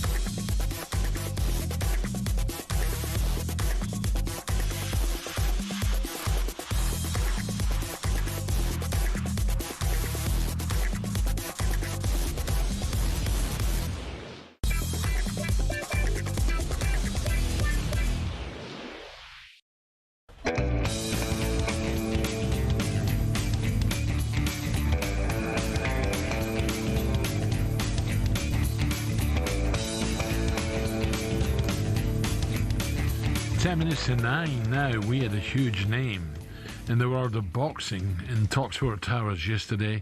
Heavyweight boxer looked good. Deontay Wilder sat down with talkSPORT Simon Jordan, and as you can imagine, it all got a little bit heated. Have a listen to this. I wanted to move you on to Tyson Fury. I don't want to talk about him. No, you're going to. We're here about. No, but you're going to. We're not going to talk about him at all. But as part we're of not going to talk about him at all. Understand that? No, fair enough. All right then. So let's move on. It's all about Derek Chisora, and that's it. I understand that. I understand that. The only back, baby. The only Y'all reason, understand that? You better be. April the 4th is going down. The only reason. At the O2, you better be there. Fabulous. You'll be a square. The only reason I mentioned it is because it's part of the shtick that goes with you. And I missed you first time round when you came in here 3 years ago, when you were in your pomp 4 years ago, doing bomb squad and all that sort of stuff. And I've always wanted to have a conversation with you because you've made observations about Fury. I have my own views on Fury, and you've called him a cheat. And it leads me. The biggest in boxing. Yeah, but it leads me to a conclusion. Biggest in boxing. If somebody practicing, taking their stuff out of their gloves in training, what you think they're gonna do in the fight? Yeah, but that's all I got to say about that. I want to put something to you about you, right? And Fury just happens to be the hook for it. That's all I got to say about him. You talked about being cheated in that fight. You talked about water being spiked. You talked about your Game of Thrones outfit being too heavy for you. I didn't say that. You said it was too heavy for you. I didn't say that. Okay, well I might be wrong on that one. You talked about the long. Y'all took a journalist that said something because y'all, everybody wanted to come in. Oh, wow, boom, boom, boom. You talked about a long count, right? And then you talked about the trainers, Mark Breland not being good enough. No, I ain't say he wasn't good enough. So what I'm asking you in all of this is, it sounds to me, given the character that you are, that's like a little bit flaky. You lost those fights, and those fights were lost. And you saying that someone like Fury cheated you in those fights, I think is kind of disappointing to me. You can say about what you want. I know the truth. I have the facts. Okay. Understand that. Because when the documentary and everything that started come out, I'm going to show every thing. Fantastic. I'm going to get all the people that know and all the people that's in the inside. He got people that the inside of him. I don't give a about that. I'm not a Fury fan. I don't give a about it. I said we didn't want to bring him up in the first place. It ain't got to do with him. Fair enough. Oh, I hope he's okay, Simon. Do you reckon he had nightmares last night? No. I think he'd relief getting out of the studio. Yeah. Because the two heavies, could they stop him then? Then you'd Simon's muscle, didn't you? Spencer and Denny. Derek, Alan, Derek as well, Chisora. He's just there. He was laughing. Just relaxing. Go on, Deontay. Yeah, he was laughing. So I'm trying to get my head around it, Deontay. What? Touched a nerve. Cheating? What is he? Yeah. You know, come out with it. If you've got the proof, come out with it. It's so funny though, because yesterday Tyson Fury posted something on Instagram. Basically, Deontay Wilder, you're a big so and so. Basically, I beat you easy. Just shut up and stop moaning. Did he? Yes. See the way Deontay was like sniffing all the time. Yeah. Maybe he's got a cold coming on. I don't know, but he was sort of hinting that maybe Tyson was a bit naughty. Yeah. Let's move on swiftly. Yeah. Anyway, Simon's okay, but it's different. You know, normally the two boxers are going to go at each other, but this time it wasn't. Al, I want to ask you something though. Go on. We want to take you back to 2022 when Derek Chisora decided to take you on in this very studio, Mr. Brazil. Remember it? Yeah, I remember. He doesn't have a chin, AJ, like Tyson's got. So as Ali says, you know, he's got. I have to sorry, man. AJ's my friend. You can't say things like that. But he was struggling. No. On? When you say you don't have a chin, what do you mean by you don't have a chin? Well, let me say that. You need to correct yourself. I think Fury's chin is stronger than AJ's. But they've both been on the floor at the same time. Did you understand? So they've been on the floor, they came back from the floor and they won the fight. So I don't understand when you say things like you don't have a chin. I think if Dylan don't think this. No, I think if he hits Fury will get up. You were stuttering there, a bit. What happened? And if Derek does recall, we said I'll bet my house, and I said right, you're on. Yeah. And I was right. He was, yeah. But you were stuttering then, though. Was you a bit scared when Derek? Was good. Do you see do you see my muscle next to me? He was right behind me, wasn't he, McCoist? I was next to you, McCoist from home. McCoist, he was sitting there with a block of cheese. Ali was like, not getting involved. Not my argument. Not my argument. No, Derek got it wrong. I was right. They're touchy, aren't they, though, all these boxers? Well, touchy, aren't they? Yeah. No, it was, but he was good as gold. I've met Derek since then. You know, I've still not got the keys to the house, but there you go. Right, so let's get more on this now and say good morning to former British super middleweight champion and talkSPORT co-host Paul Smith. Paul, morning. Good morning, Paul. Good morning, boys. He's okay? Good, mate. Good. Paul, that was an interesting one, wasn't it? Like, Simon tries to wind everyone up, but Deontay didn't like it. He was out his seat, and then okay, it was him. If it was him and Chisora having a bash, you think, oh, it's all showmanship. But he clearly had the hump with Simon Jordan. I honestly found it hysterical. I spoke to Simon last night, asked him how he found it.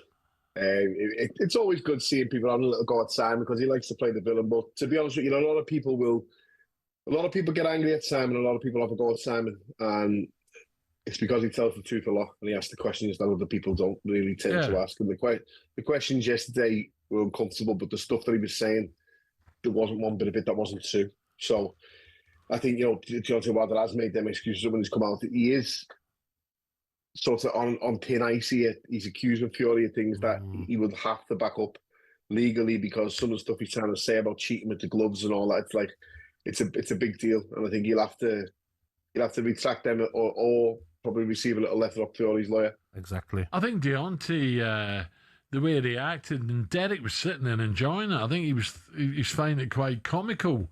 How do you see the fight? Look, we know he's a warrior, Chisora. He's been in with the best. What happens if Wilder don't catch him early doors? Because he'll keep coming forward, won't he, Derek? Yeah, he will. He absolutely will. That's one thing you can rely on, which is order. Every time he fights, Derek will keep coming. The thing with Wilder at the moment, I don't like this fight. I didn't like this fight if Chisora was going to fight someone who was ranked really high in his last fight, his 50th fight. And I wouldn't like to see Wilder in with anyone that's still got a left and heavyweight division because I think both of them are on the wrong side of, shall we say, the best. With all due respect saying that. But they're both fighting each other and they're both evenly matched. And I think Derek still has a little bit more in the tank than Deontay Wilder. Again, just my opinion. Yeah. But it's good to see both fighters like this bowing out, hopefully, on the 50th fight each. It's actually both of the 50th fights, isn't it? And I think that's an interesting stat. But yeah, I'm okay because it's pretty evenly matched in where they both had in their careers. That's all. Both of them in the prime would have been a good fight, both of them now. If there was a young fella in there like Moses Atama or something with one of them, I wouldn't like to see it, but with this one, I'm all for it, to be fair. Paul, Nick Ball, he has a world title fight live on talkSPORT this Saturday. But I want to ask you about a fighter you're training who's on the undercard, Stephen Clark. Can you tell me a bit about him, please, mate? Yeah, thanks, Gary. He's a good kid. I manage Steve, and my brother Stephen trains him, so it's a bit of a family affair. We're all family friends anyway, with himself and his family. They're all good people. We've always got on really well. He boxed for the Rotunda. He won the ABA title for the Rotunda a couple of years back, and then turned pro and wants to turn pro. He's 8-0 at the moment, and he makes his first 8 rounds on Saturday, and he's making big waves. He sells a lot of tickets in Liverpool. He's got a huge following. He's done a stupid amount of tickets. How big is boxing in Liverpool? That have got him happy. How big is boxing in Liverpool? You know what, Gabby? If you can't play football, you go to box. And unfortunately for me, I couldn't play football really well. Every team I played, I ended up in goal. So I decided to take up boxing, and my brothers followed that. Liam is actually a good footballer.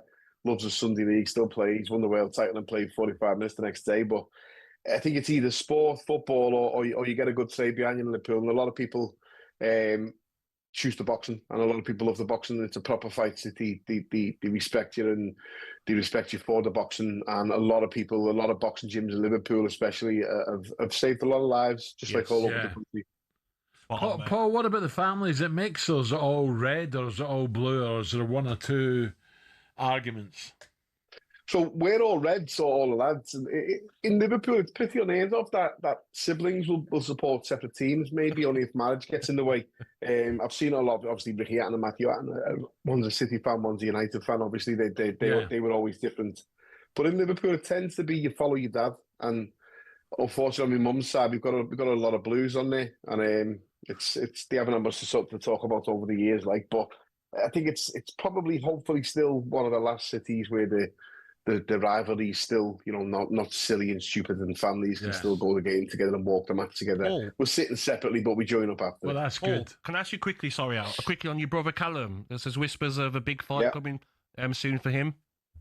Yeah, it's looking like a big fight in April time, early April time. We're just waiting to get it confirmed. He's with his team trying to get that done over the line. It's obviously David Morrell is the number one challenger to Callum's interim world title. He holds the WBO light heavyweight interim title. We're waiting for that to hopefully be upgraded or get a chance to fight the champion in Bivol. But it's obviously I think he's the number one in Britain at light heavyweight, and he's an exciting former world champion at super middleweight. He wants to be a 2-weight world champion.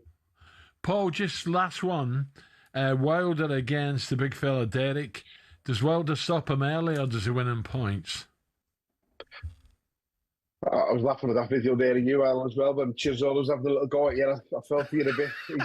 He's a wind-up, Derek, isn't he? Listen, I don't pick Wilder in this fight, and I always would have, should they have fought in the past. I think Chirzolo has got that toughness. I think I've seen signs in Wilder in his last few fights that he's there for the taking for Chirzolo, and I fancy Chirzolo to weather the storm and probably come on strong in the middle to late rounds. Wow, that'd be great. Yes. Listen, great to talk. Thank you, Paul. Good luck. Thank you for Thanks coming very much, on. boys. Lovely to talk to you. Have Thank a great you. weekend. Brilliant. Thank you. There you go.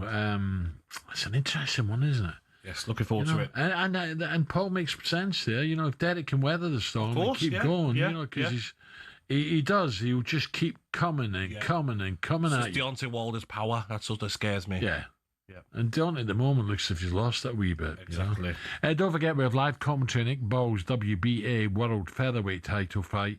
It's Saturday night on talkSPORT. Don't miss it. Up next, we investigate Newcastle and what the issues are at the club and why they can't seem to take the big next step forward. 03 717 223344, the number to call.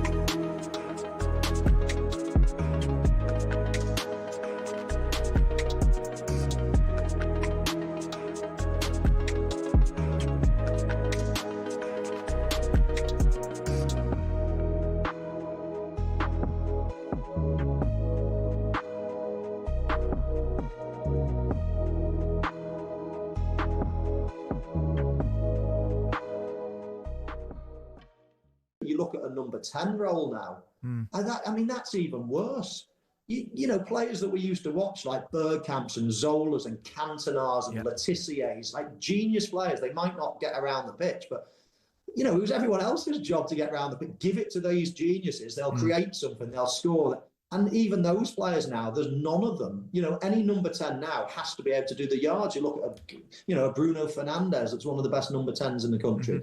He's running further than anybody else on the pitch now. I mean, you can't get away with not doing the hard yards. And every single player now has got to be an athlete. And we're losing that creative, genius type of player, even in the number 10 role. Michael, what about Liverpool? Just a quick one before we break. You're going to stay with us for a little bit, which is great news. Liverpool, Arnie Slot under pressure. There was just glimpses, wasn't there, against Newcastle, what Liverpool can do when they're flying. Yes, absolutely. They've not been flying consistently. That's the problem. But in patches, Liverpool have played extremely well this season, but it's just been all too sporadic, let's say.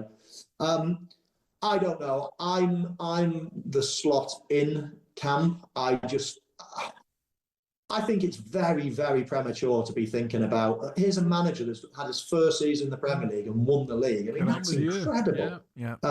Not many managers do that. If you'd said to Liverpool fans, once Jurgen Klopp left, if you said to Liverpool fans, right, for the next 2 years, you're going to come fourth and you're going to come first, everybody would have snapped your hand off. That's fantastic, because there's always the risk of things falling apart. We've seen it with when Wenger left. We saw it when Fergie left. Klopp was there for a long time, and to come in and continue that and to have instant success was pretty good. Now, so I just think that, I think it's far too early with those things taken into consideration. Who would have thought a sporting events halftime show could have a bigger impact than the game itself? Well, the Super Bowl halftime show does exactly that. In 2024, Usher brought in an audience of 180 million worldwide, the biggest ever in the event's history. But how did singing and dancing get to be the centerpiece of America's biggest sporting event? The first edition of the Super Bowl was held in 1967, when the Green Bay Packers beat the Kansas City Chiefs in Los Angeles. Because of the sheer size of the event, organisers wanted to put on entertainment at halftime for the fans in the stadium. It was a display of marching bands, dancers and pure USA patriotism, and that was the theme that followed for years. In the 1980s, the Walt Disney Company got involved and we started seeing some interesting and questionable displays. But we got our first glimpse of halftime shows to come in '93 when none other than Michael Jackson stunned fans with his 15-minute medley of his own smash hits. When he walked out on stage, he had to wait for the crowd's cheers to die down for about 2 minutes before even starting his first song. Diana Ross, Gloria Estefan, Phil Collins all starred in their own shows, as did Aerosmith, who performed alongside NSYNC. Things got a little bit out of hand in 2004 when Justin Timberlake and Janet Jackson produced perhaps the most famous or infamous wardrobe malfunction in history. Shows from the likes of Prince, Lady Gaga and Beyoncé are considered by critics as the best. To give you an idea of the scale of things, Rihanna's 2023 halftime show included roughly 800 people. These ranged from backing dancers to stage crew to camera operatives broadcasting to millions around the world. The whole stage for that show was built in roughly 8 minutes and was broken down and cleared away in the same time. The acts perform for free nowadays, even though the experts reckon it costs around $13 million to put on Rihanna's show. Artists know they'll rocket up the charts in the following weeks. Rihanna's average sales improved by 140% in the months following her performance. The Super Bowl halftime show will be a fixture in pop culture for years to come. So the question is, who next?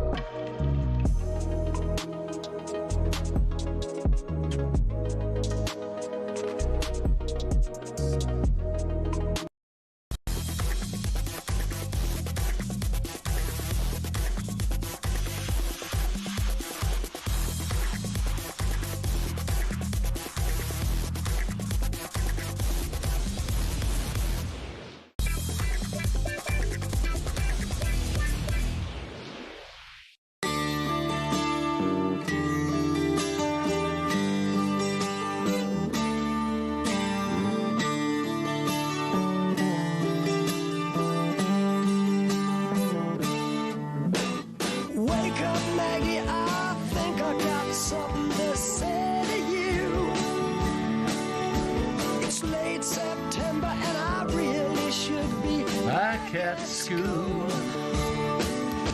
I know I keep you amused, but I feel You're getting into it today, Gab. You know this word for word?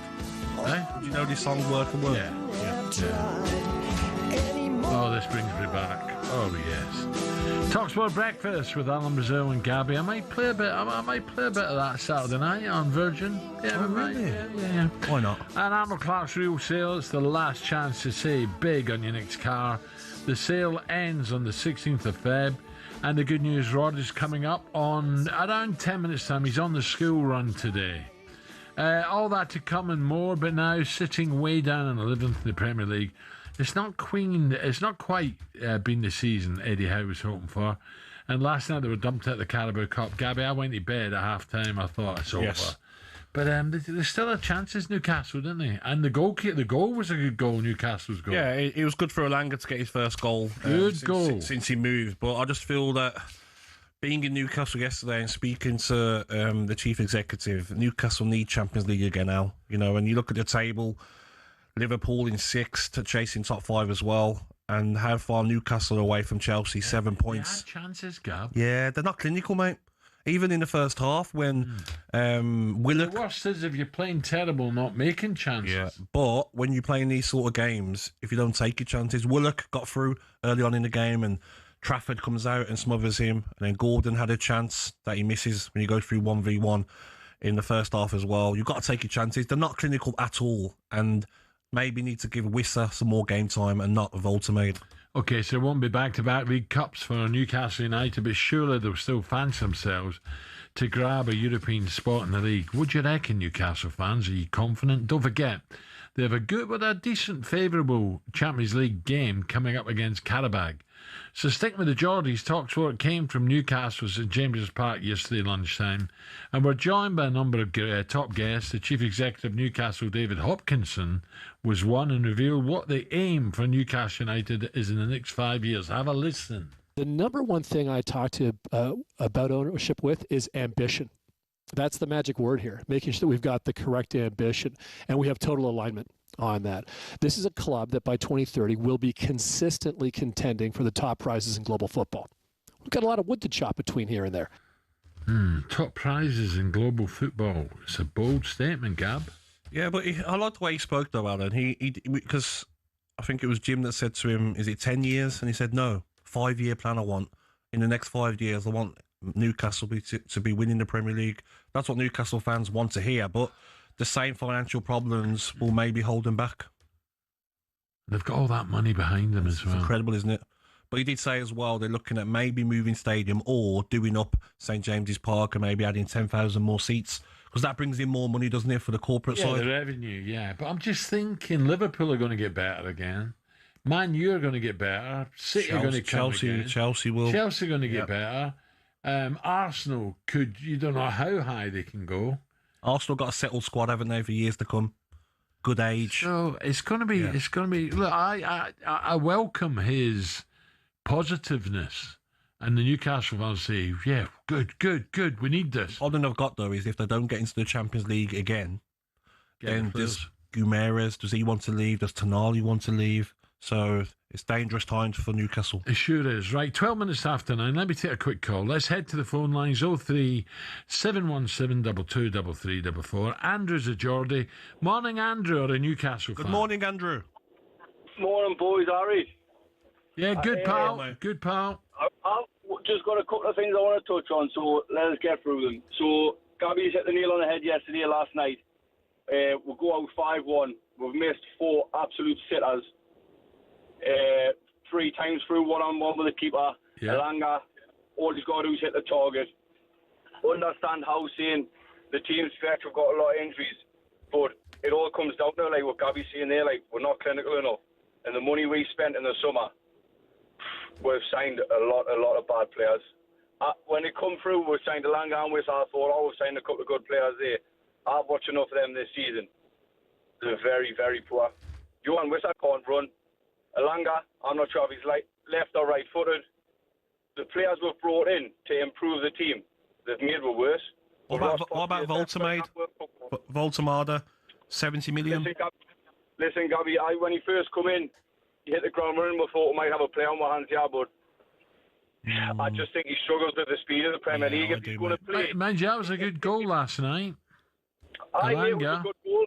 Hopefully that gives him something to kick on with, because he's been very, very poor, and he does look short of confidence. I think, like you said as well, though, and your chief executive said yesterday, there was a lot of investment in the summer, over £250 million. Gabby, and you bang on, it is £250 million, but it's £250 million not very well spent. Yeah. And it's already coming out saying, oh, we want to be challenging for top titles in 5 years' time. We heard that 3-4 years ago. Now they've had 4 years to put this plan in place. They're going to extend the stadium. They're going to build a new one. They can't make their mind up what they want to do. They could already had 10,000 extra on the stadium in the time they've been at the club, but they're just dilly and dallying. And then we've had how many chief executives? We've had more chief executives than we have strikers. And they're all coming in saying, oh, we're going to challenge for top trophies. You're not going to challenge for top trophies if you can't sign top players. Voldemort, Wissa, what was the third, fourth, fifth choice? Like, we're not set with centre halves that was brought in. Howe, he's done okay, but he's not a top. But would you say that they did all they could to try and get Ekatike? Sometimes if players don't want to come, what can Newcastle do? They tried to get Ekatike, didn't they? Gabby, we had Ekatike through the door, and the reason that he didn't come to the club is because the club messed around with the Isaac situation. As soon as they knew they had Ekatike through the door, they should have said, right, to Liverpool, right, we're selling Isaac, we've got a replacement. And what did they do? The club messed around. Player didn't want to be there. He told Eddie Howe at the end of the season he didn't want to be there. We don't want anyone at the club that just want to play for the shirt. They should have sold Isaac, signed Ekatike, and look where we've been now. Possibly in a better situation because he looks a hell of a player. And in the end, Liverpool get both. And we end up with two lads that wouldn't get a game for me on a Sunday morning up the bridge. Well, okay, thank you. Big game coming up. Brentford coming up next for Newcastle. They've got to bounce back. Andrew, thank you. Okay, by the way, McCoist has been on, hasn't he? He was laughing about the Chisora. I could just picture him at home. Derry was having a little pop at me. Having a right laugh at you, mate. Yeah, well, Alex says, don't worry, the old Isco Bride, you know, what do they call it? He's got the famous punch from the knockout punch in seeing Isco Bride. He said, I was right behind you, Al. I mean, yeah, I'm sure you wouldn't want to be at a bar with Ali, would you? If we kicked off. Just stand there. You're laughing. Coming up, Sir Rod is coming next.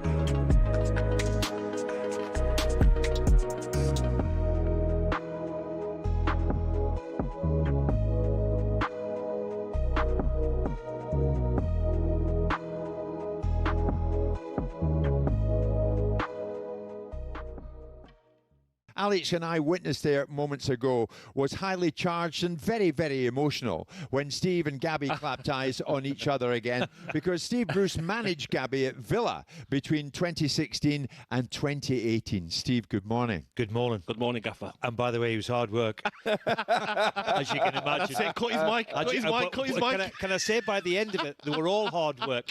And Gabby become one of the leaders of the pack, would you believe? Steve, he's terrific. Let's set the record straight. When you arrived at Villa Park in October 2016, Gabby had been out in the cold and was training away from the first team. But you brought him back into the fold. Is this true? He was straight back in, yeah. I wasn't really interested in what happened in the past, so I dragged him in and said, I'm not really interested in what's gone on before. Let's see if we can get yourself back into some sort of shape and get you back playing again. And that's what he did. So you brought him back out of the bomb squad. Why were you in the bomb squad? I think we got relegated the season before and done the whole pre-season with Roberto Di Matteo, the whole of it, no issues at all. And I remember it was 2 days before the first game of the season, and he called me into his office, and I thought, okay, he's going to say, where are you going to play? Going to play on the left, on the right, as a striker. And he said, we want you to leave. I was like, oh, okay. Where? And he said, Reading and Rangers want you. I was like, okay.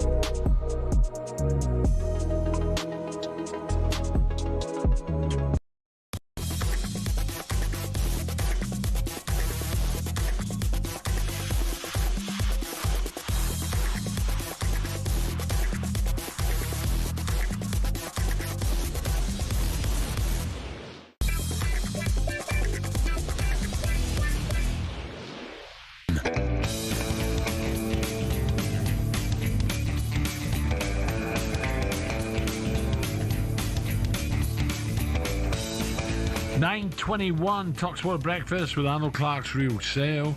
Your last chance to save big on your next car. The sale ends on February 16. Gabby's alongside me now.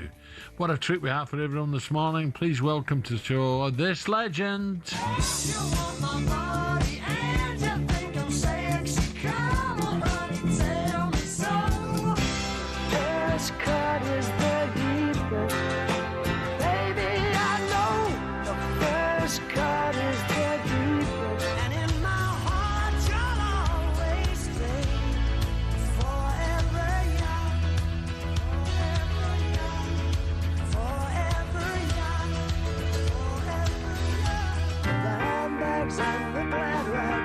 Your granddad had to sweat so you could buy.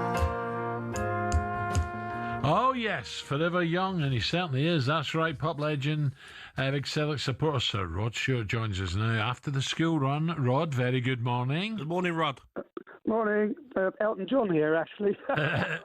How was the school run this morning? Oh, painful, mate. The traffic is just ridiculous, but people are so nice to me. They shout, "Hi, Rod, you're a legend. How the Celtic doing?" So in one way it's a pleasure, and in one way it's not. But I got in there nearly on time. Ah, good. I'm sure he'll let you now, off, Rod. please, Alan.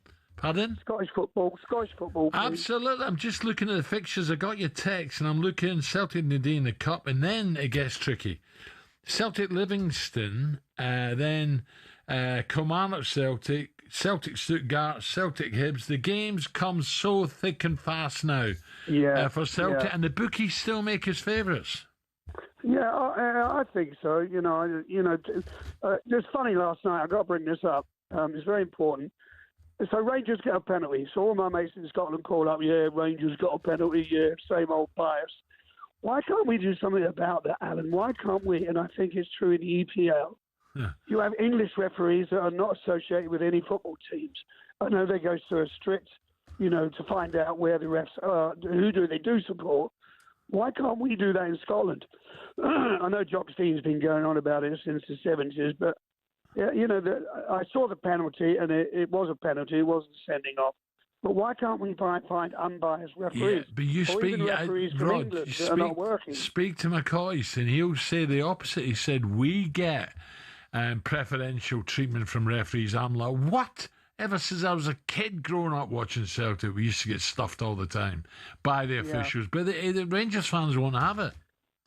No, well, you know, how can we change that? We can't. I'm tired of it. It really it doesn't make Scottish football look very good, you know, in that respect. But look, So you know, we have and to a good change that. thing, Rod, and a good thing, you know, Hearts, people are just writing Hearts off now. You know, I think it's the third red card they've had in a few games. But Hearts are not out of it yet. They've shown passion and fight against Celtic, haven't they? And against Rangers. Rangers have now found a bit of form, although they were they were grumbling at half-time, 1 up against 10 men, but they went on to get a few. And I think it's going to be hugely exciting. But we have these games coming up very, very quick, and everyone counts. Martin's going to have to use his brilliant nous and how to, you know, play the right players at the right time and give 1 or 2 a rest when he can. It won't be easy. Well, our signings, I think, I'm going to upset a lot of our supporters, but I think our signings have been pretty good. You know, to sign a player on loan with an option to buy, you know, which I think 2 of them are, then if they're no good, you kick them out, or you've got the option to buy them. I think we're stronger now than we were a couple of weeks ago. What do you think about What do you think? Martin? Because me and Alan just sitting here talking about maybe he doesn't want the job next season. I don't believe He'll be 74 in March. I think he's still young enough to definitely carry on. Of course not. I'm 81, mate, and I'm still thinking. Exactly. No, I don't think he wants it. I think he's aged a bit since he's been looking after Celtic, so I don't blame him if he wants to pack it in. What a way he's going to go out, in glory, I think so. I think we're still going to win it. I got a bit of stick yesterday, Rod, for saying, "Oh, don't say that now. If privately, you know, keep that to yourself. You know, we're in a big battle here. We got European games. We got, the cup. We got especially the Premier League. We're favourites with the bookies. Just keep it to yourself and then make your mind up end of the season. And then who's to say Martin might go on the board upstairs? Oh, that would be wonderful. But I mean, he's only being honest in the way he feels. You know, I think if he said, I'm going to keep on managing the team, and it would have been an anti-climax when he left. I think he's just being honest. Yeah, but I think, no, I agree. And it's great to be honest, but sometimes you just got to keep it to yourself, I think. I do, because I'm like, oh, no. You know, because I'm like you. You know, why did we let Martin go and bring in this fella? And we're like, get Martin back. And when he came back, I was delighted. So I just wish he'd just kept it to himself. Well, maybe if we win a couple of trophies, there's only 2 left.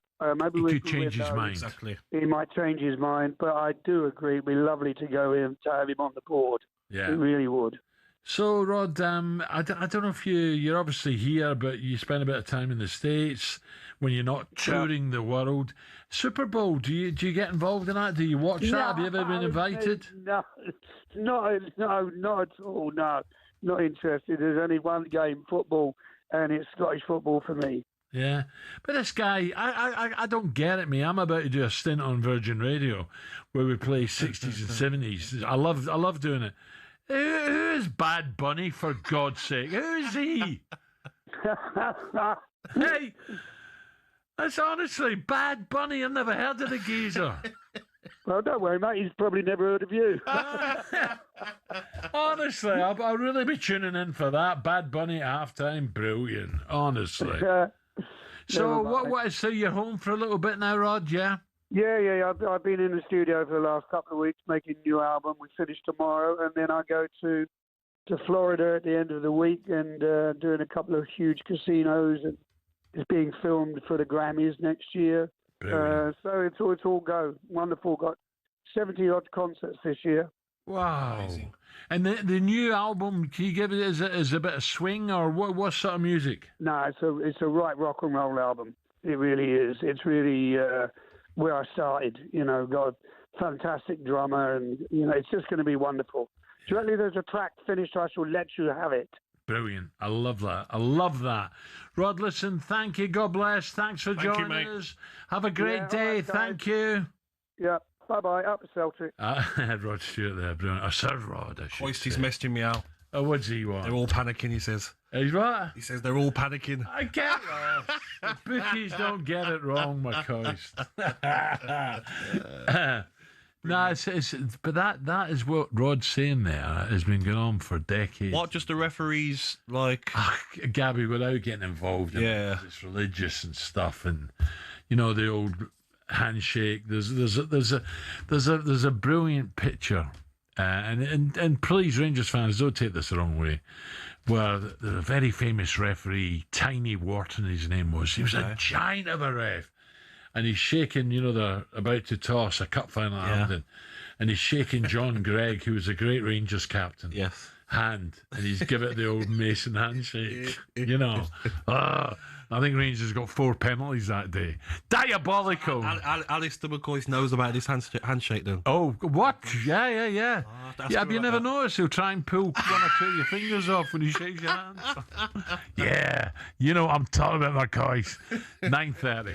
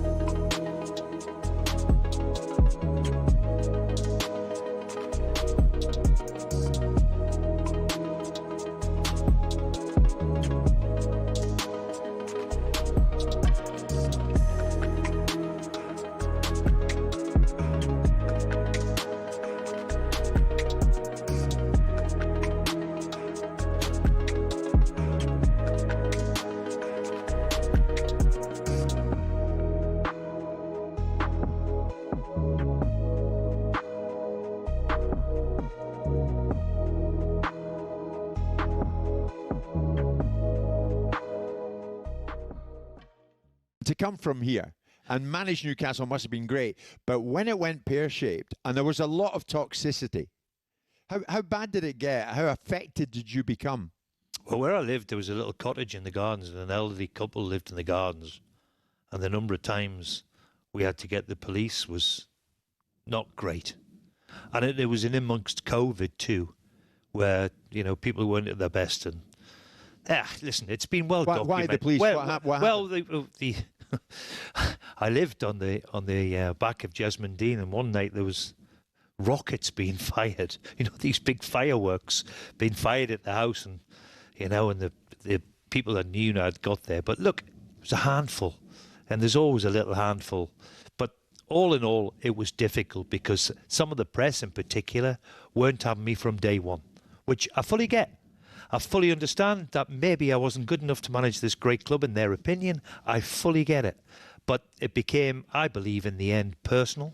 Especially with 1 or 2, it became personal.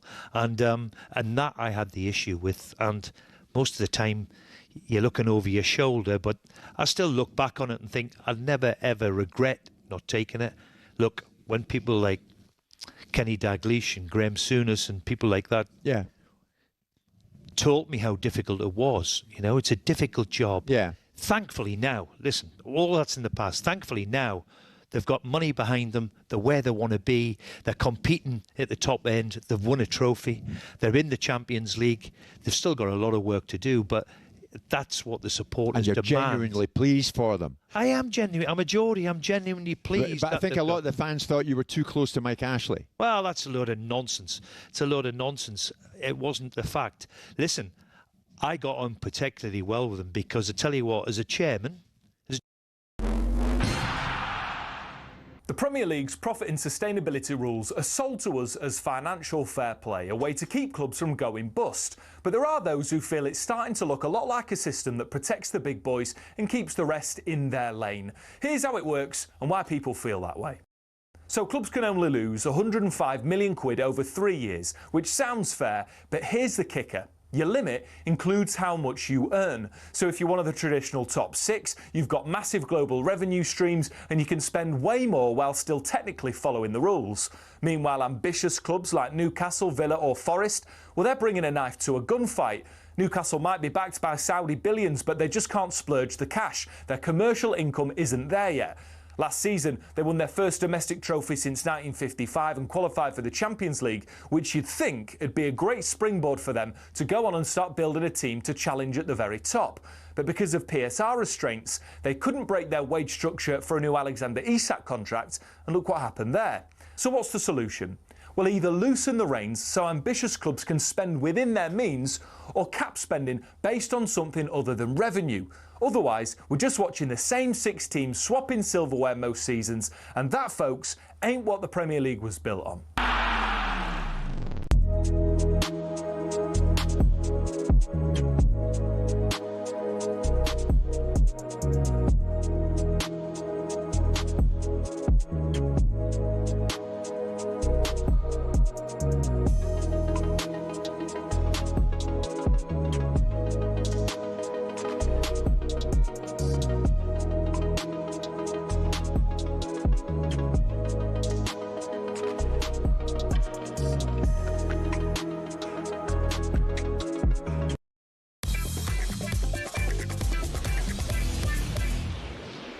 It's only a game, so put up a real good fight.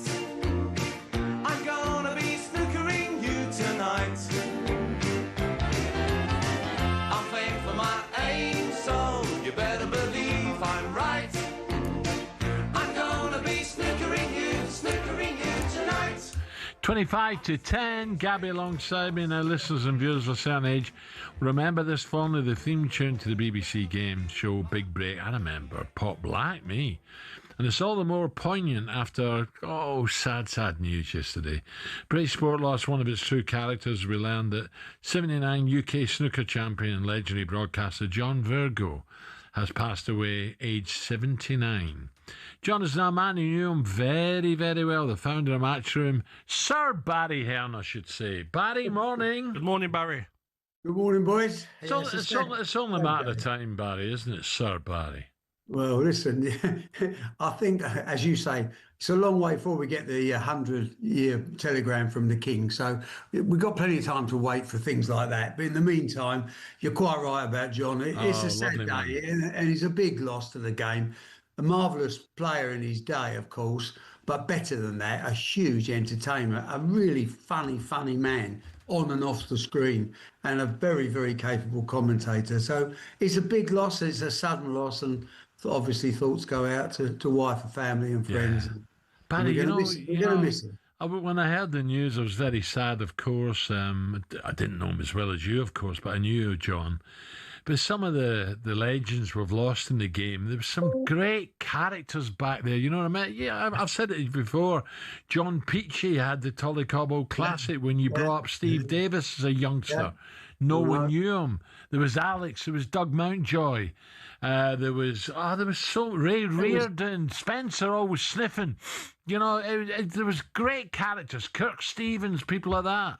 We had them all because it was the early days of snooker and it was the early days of television. So we had a chance to build those characters, and they were. Because don't forget, in those days, most of their living came from exhibitions. So they had to entertain. There weren't enough tournaments. They have to be entertainers as well. And that brought out the character and the player. They had to be able to interact with the public because that's how they earned their living. None better than Dennis Taylor, you know, who I think every single exhibition he ever did, his main point of it was to make sure he got booked for next year, you know. But these days it's tournaments. It's high-tech stuff. It's professional. The standard is much higher than it was in the early days where those guys were playing.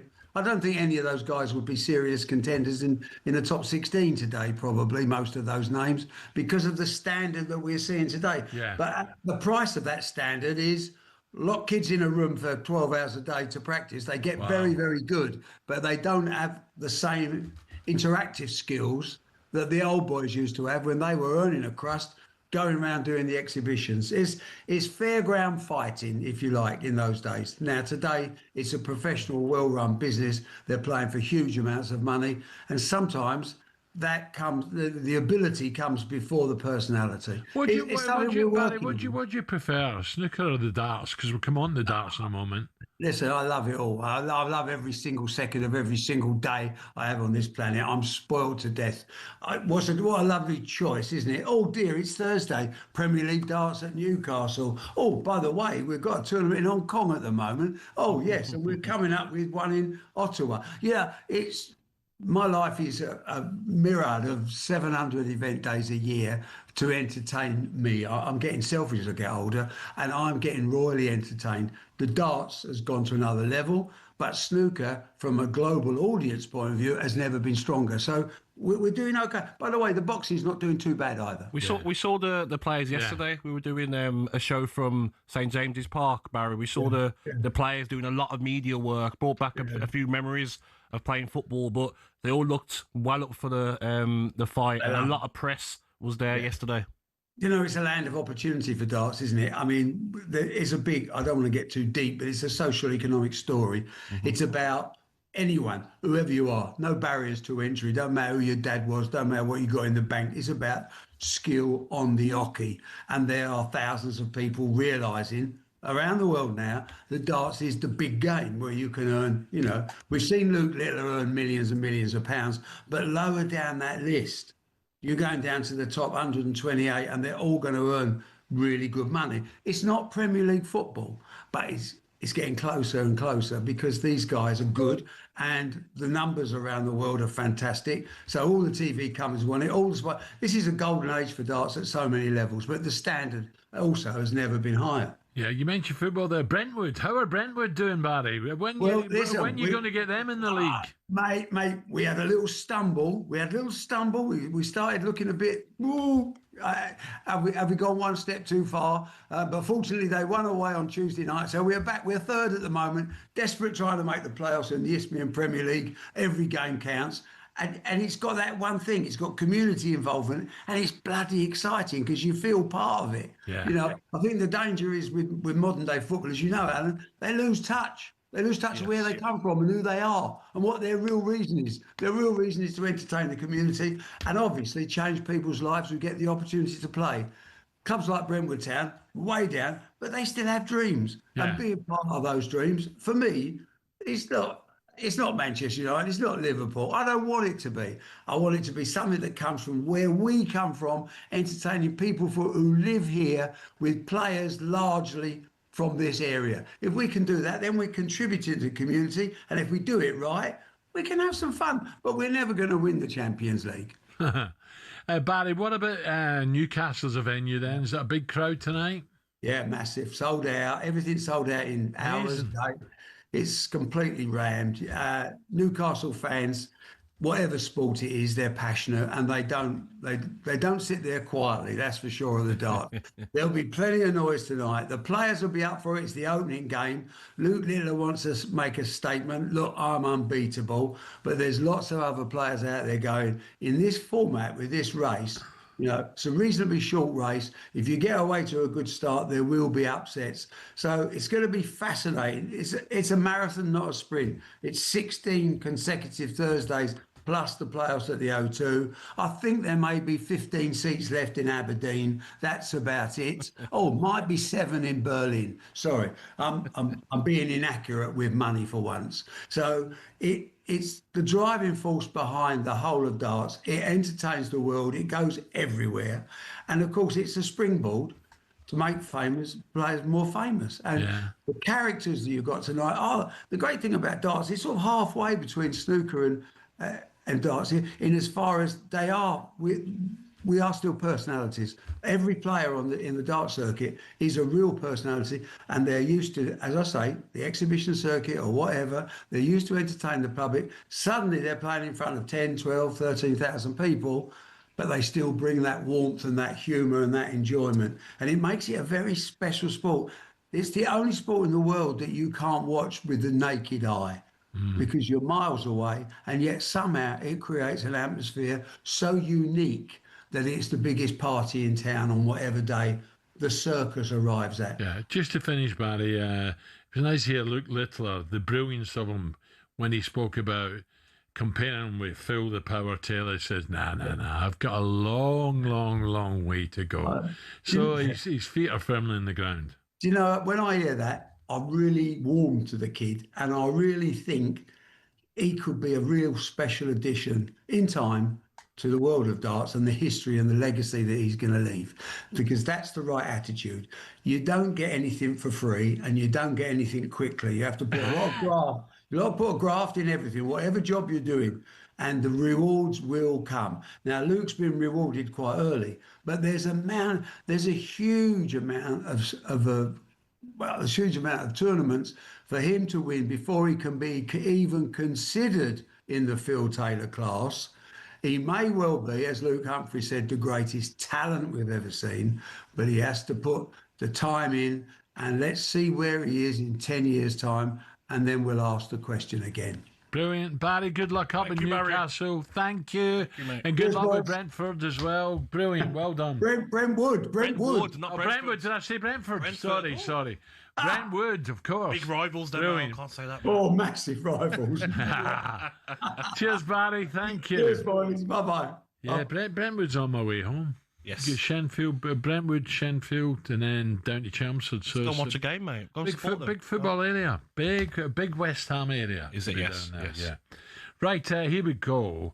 How does escaping the winter for a holiday of a lifetime sound? Absolutely, please. We're giving away an incredible 7-day trip for two to South Africa for the 2027 New Year's Test. You'll spend 6 nights in stunning Cape Town, cheering on England in the iconic Newlands ground with the official Barmy Army. We've covered your flights, hotel, match tickets, plus $2,500 spending money.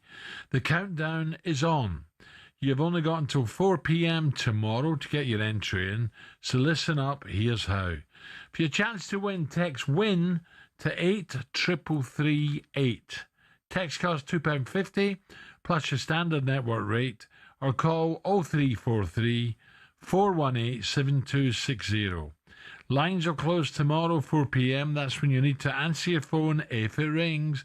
18 plus, UK residents only. This is a network promotion. Full T's and C's at talkSPORT.com. So your chance to win, text WIN to 83338 and do that now.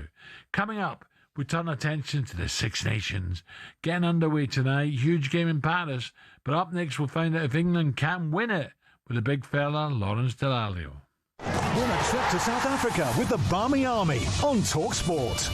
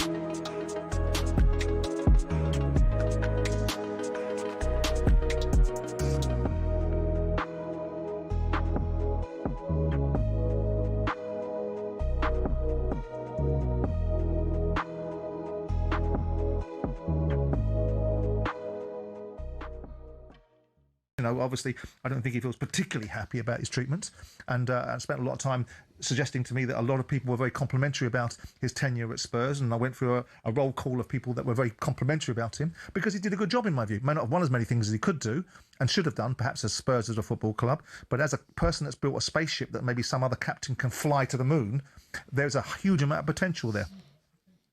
Okay. Can I go and do you want to now?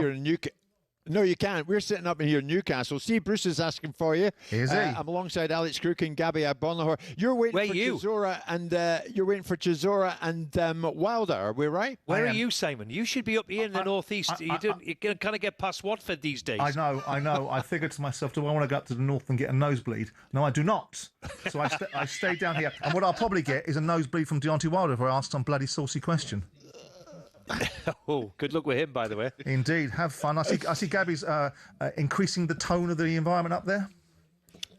Simon, I've just found out that you actually said that the Saudis wouldn't buy Newcastle, so...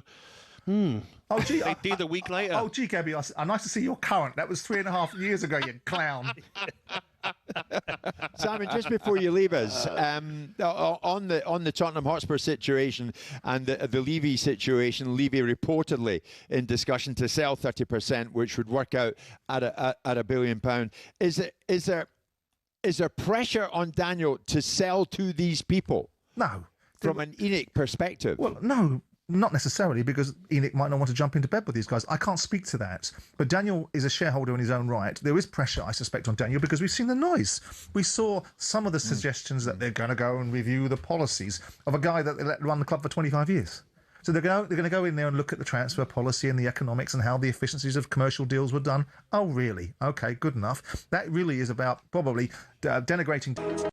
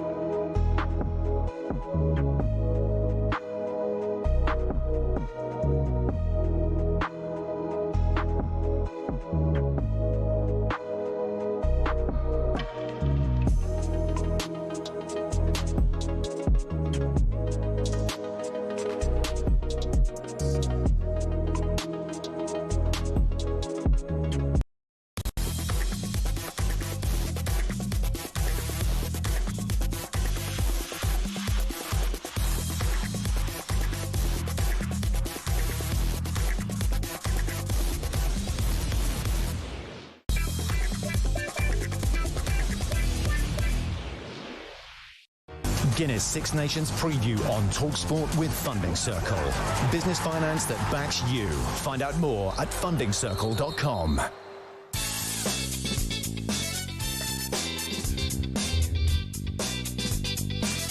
Nine minutes to 10. Right, let's look ahead to tonight's Six Nations. Tonight I said. Six Nations action with Funding Circle. The Irish are in Paris tonight, and England are looking to take the crown away from defending champions France for the first time since 2020. Don't forget, if you have a little wager, a little fiver, Ireland, you can back them with a 14 start. Whoa. So we're about to talk about our chances. England, Scotland, the 4-time Six Nations winner and a Rugby World Cup winner, right here in the studio, legend Lawrence Delalio. Lawrence, very good morning. Good morning. It's good to be back. Good to be back, Al. We were just reminiscing there, weren't we? We went to Dublin. Yeah. With Leonard on the private jet. What a trip that was. I tell you, well, it's never a bad experience going to Dublin, is it? But, you know, ripping up the EasyJet boarding pass and jumping on the plane was... Whose idea was that? Made it even better, didn't it? It was brilliant, wasn't it? Yeah. And we had a little bit of caviar, didn't we? Yeah, a little bit of Montrachet, I think. Yeah, there was a bit of bubbly, there was a few cocktails, Gabby, and then Lawrence got the shout to play that night in the Veterans game. Well, Jason said to me, he said, "Are you in Dublin?" I said, "Yeah." I said, "Jason, I can't play." I mean, I'm retired, by the way. I said, I'm size 13 feet and we've had a shed full. Yeah. And Jason said, I brought the boots because I knew you'd say that. And the other thing never used to trouble you at all anyway. I went the game. It was cracking. It was a great crowd. Oh, it was brilliant. Yeah. Lovely. That was a thank you to Mr. Michael Spencer. Yeah, indeed. Anyway, Martin, with Jono and Jason Robinson on yesterday talking about the World Cup, can you remember the feeling reception you received coming home to England? Yeah, listen, and we were thrilled to bits like everyone else. I think when you win a tournament, it's always a great feeling. There was a lot of fans over in Australia, but when you're the other side of the world, you can't quite comprehend it. And when you come back and 4 or 5 in the morning, there were thousands of people at Heathrow Airport, and then because we'd failed to remember is that. It's at 9, 10 o'clock in the morning for most folk back here, wasn't it? So I still get stopped now when people sort of say, thank you for one of the best days of my life, because we were in the pub at 8 o'clock in the morning. I mean, it's perfect. Yes. Lovely. Tell me a bit, before we go on, Funding Circle, what's that about? Funding Circle, I don't know. I'm not sure that's. Is that to do with me? I don't think it is. All right, okay. I'll find out because I've read a lot lately about it. Yeah. Now, adverts. ITV will show them before scrums. What's this about? Well, listen, there's a few new things happening in this tournament. It's kicking off tonight on Thursday, the first time we've had a fixture on a Thursday night because of the winter games. And look, there'll be people that won't like that. There'll be people that will say it's the best thing ever. I think when sport has to kind of disrupt these days, doesn't it? You've got to find your space in the calendar. You've got to find your space. And I think it'll be a good start, and what a game to kick it off. And then I've just heard, that ITV are bringing in adverts in-game, which is the first time they've ever done that. I can imagine it'll only be a quick 30 seconds. But if it takes 2.5 minutes to put a scrum together, no one wants to watch that, do they? So, would you rather watch an advert or would you rather watch them messing around trying to get a scrum together? And then by the time you come back, the game's on again. And we're not talking NFL here where it goes on and on and on. No. Adverts. It's totally different. Yeah, I think so. And look, I'm dead excited about this tournament. It's the great, in rugby terms, it's the greatest tournament on earth, really. What are you thinking of our hopes? Because 11-game winning run. Do we have a chance of winning it? Absolutely, we have a chance. I mean, look, France are the favourites because of the fixture list. They play England and Ireland at home starting tonight. But they go into this tournament with a few questions, the French. They've left 3 of their best players out of the squad. Dupont's back, though, isn't he? Yeah, Dupont is back, and he's huge. He can make any team better, one of the best players in the world. England go into this tournament, as you say, 11 games unbeaten, and they know their identity. They know the way they're playing. They've got depth in their squad.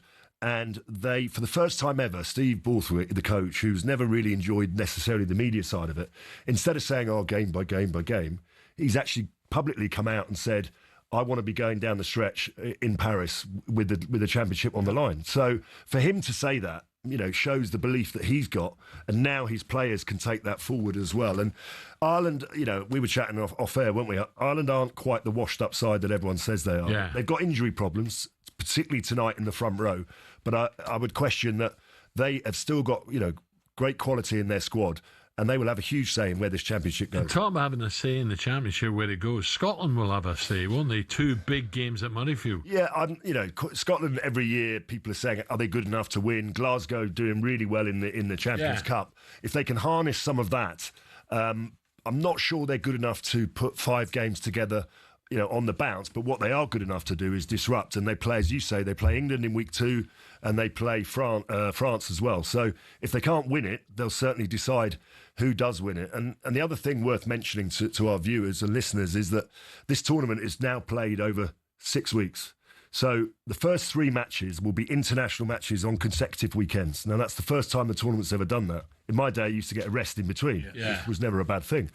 But now you've got 3 weeks, then there's 1 week off, and then the final 2 weeks. So for the fans, I think that's fantastic. Yes. But for the players and the coaches, it's going to be the team with the most depth in their squad, because I don't think with the rivalry that you've got between the countries that you can go week to week to week with the same team, because they're going to kick the lumps out of each other. Exactly. Lawrence, pardon me, are you a Henry Pollock fan? Because the punters are like, come on.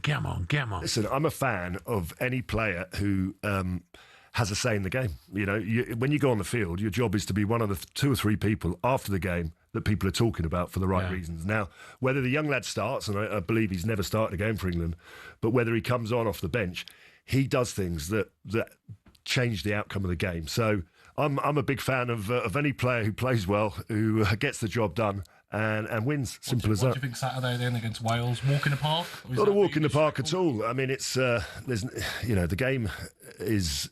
We're in a much better place than Wales, no doubt about that. But the fixture list laid out for England is in good shape. They play Wales first, and then they go up to Scotland. So listen, having not played for a few months, they want to hit the ground running, and let's hope we put a decent performance in and a big. Who do you want to see at 10 for England? Ford? I think you have to go with Ford at the moment. Finn Smith is definitely a player who has to have game time in the Championship. But I don't like talking about World Cups. I like talking about winning the next game. Yes. And the next game's Wales, then the next game's Scotland. And I really believe in this England side now. 11 games on the spin. We had a problem closing out games. Okay, we were doing really well, but get to the last 10, 15 minutes and we'd lose the game. Now, Steve Borthwaite and his coaches have fixed that problem. And I think the next step for this group is to actually win something tangible, to win a trophy. So they've come out and said it publicly. But look, this tournament, one game can change if Ireland win tonight, it completely changes the tournament. 14 start. I'm tempted as well. I'm tempted because the first game sides are rusty. They've been in camp. They've been doing. It looks all very pretty. It's been pouring with rain tonight, and that's the only concern I have in Paris, because they've got a few guys missing up front, Ireland. Whether the French just say we can play this game between the 8 guys in front of Antoine Dupont, and they don't even have to use the backs. Yeah. Interesting. Lawrence, brilliant. Great to see you again, mate. Enjoy the Championship. It's going to be great. I can't wait as well. I'll see you at Cheltenham. Lawrence Delalio, Arthur's Bar on the right. Big thanks to Lawrence. All thanks to Funding Circle.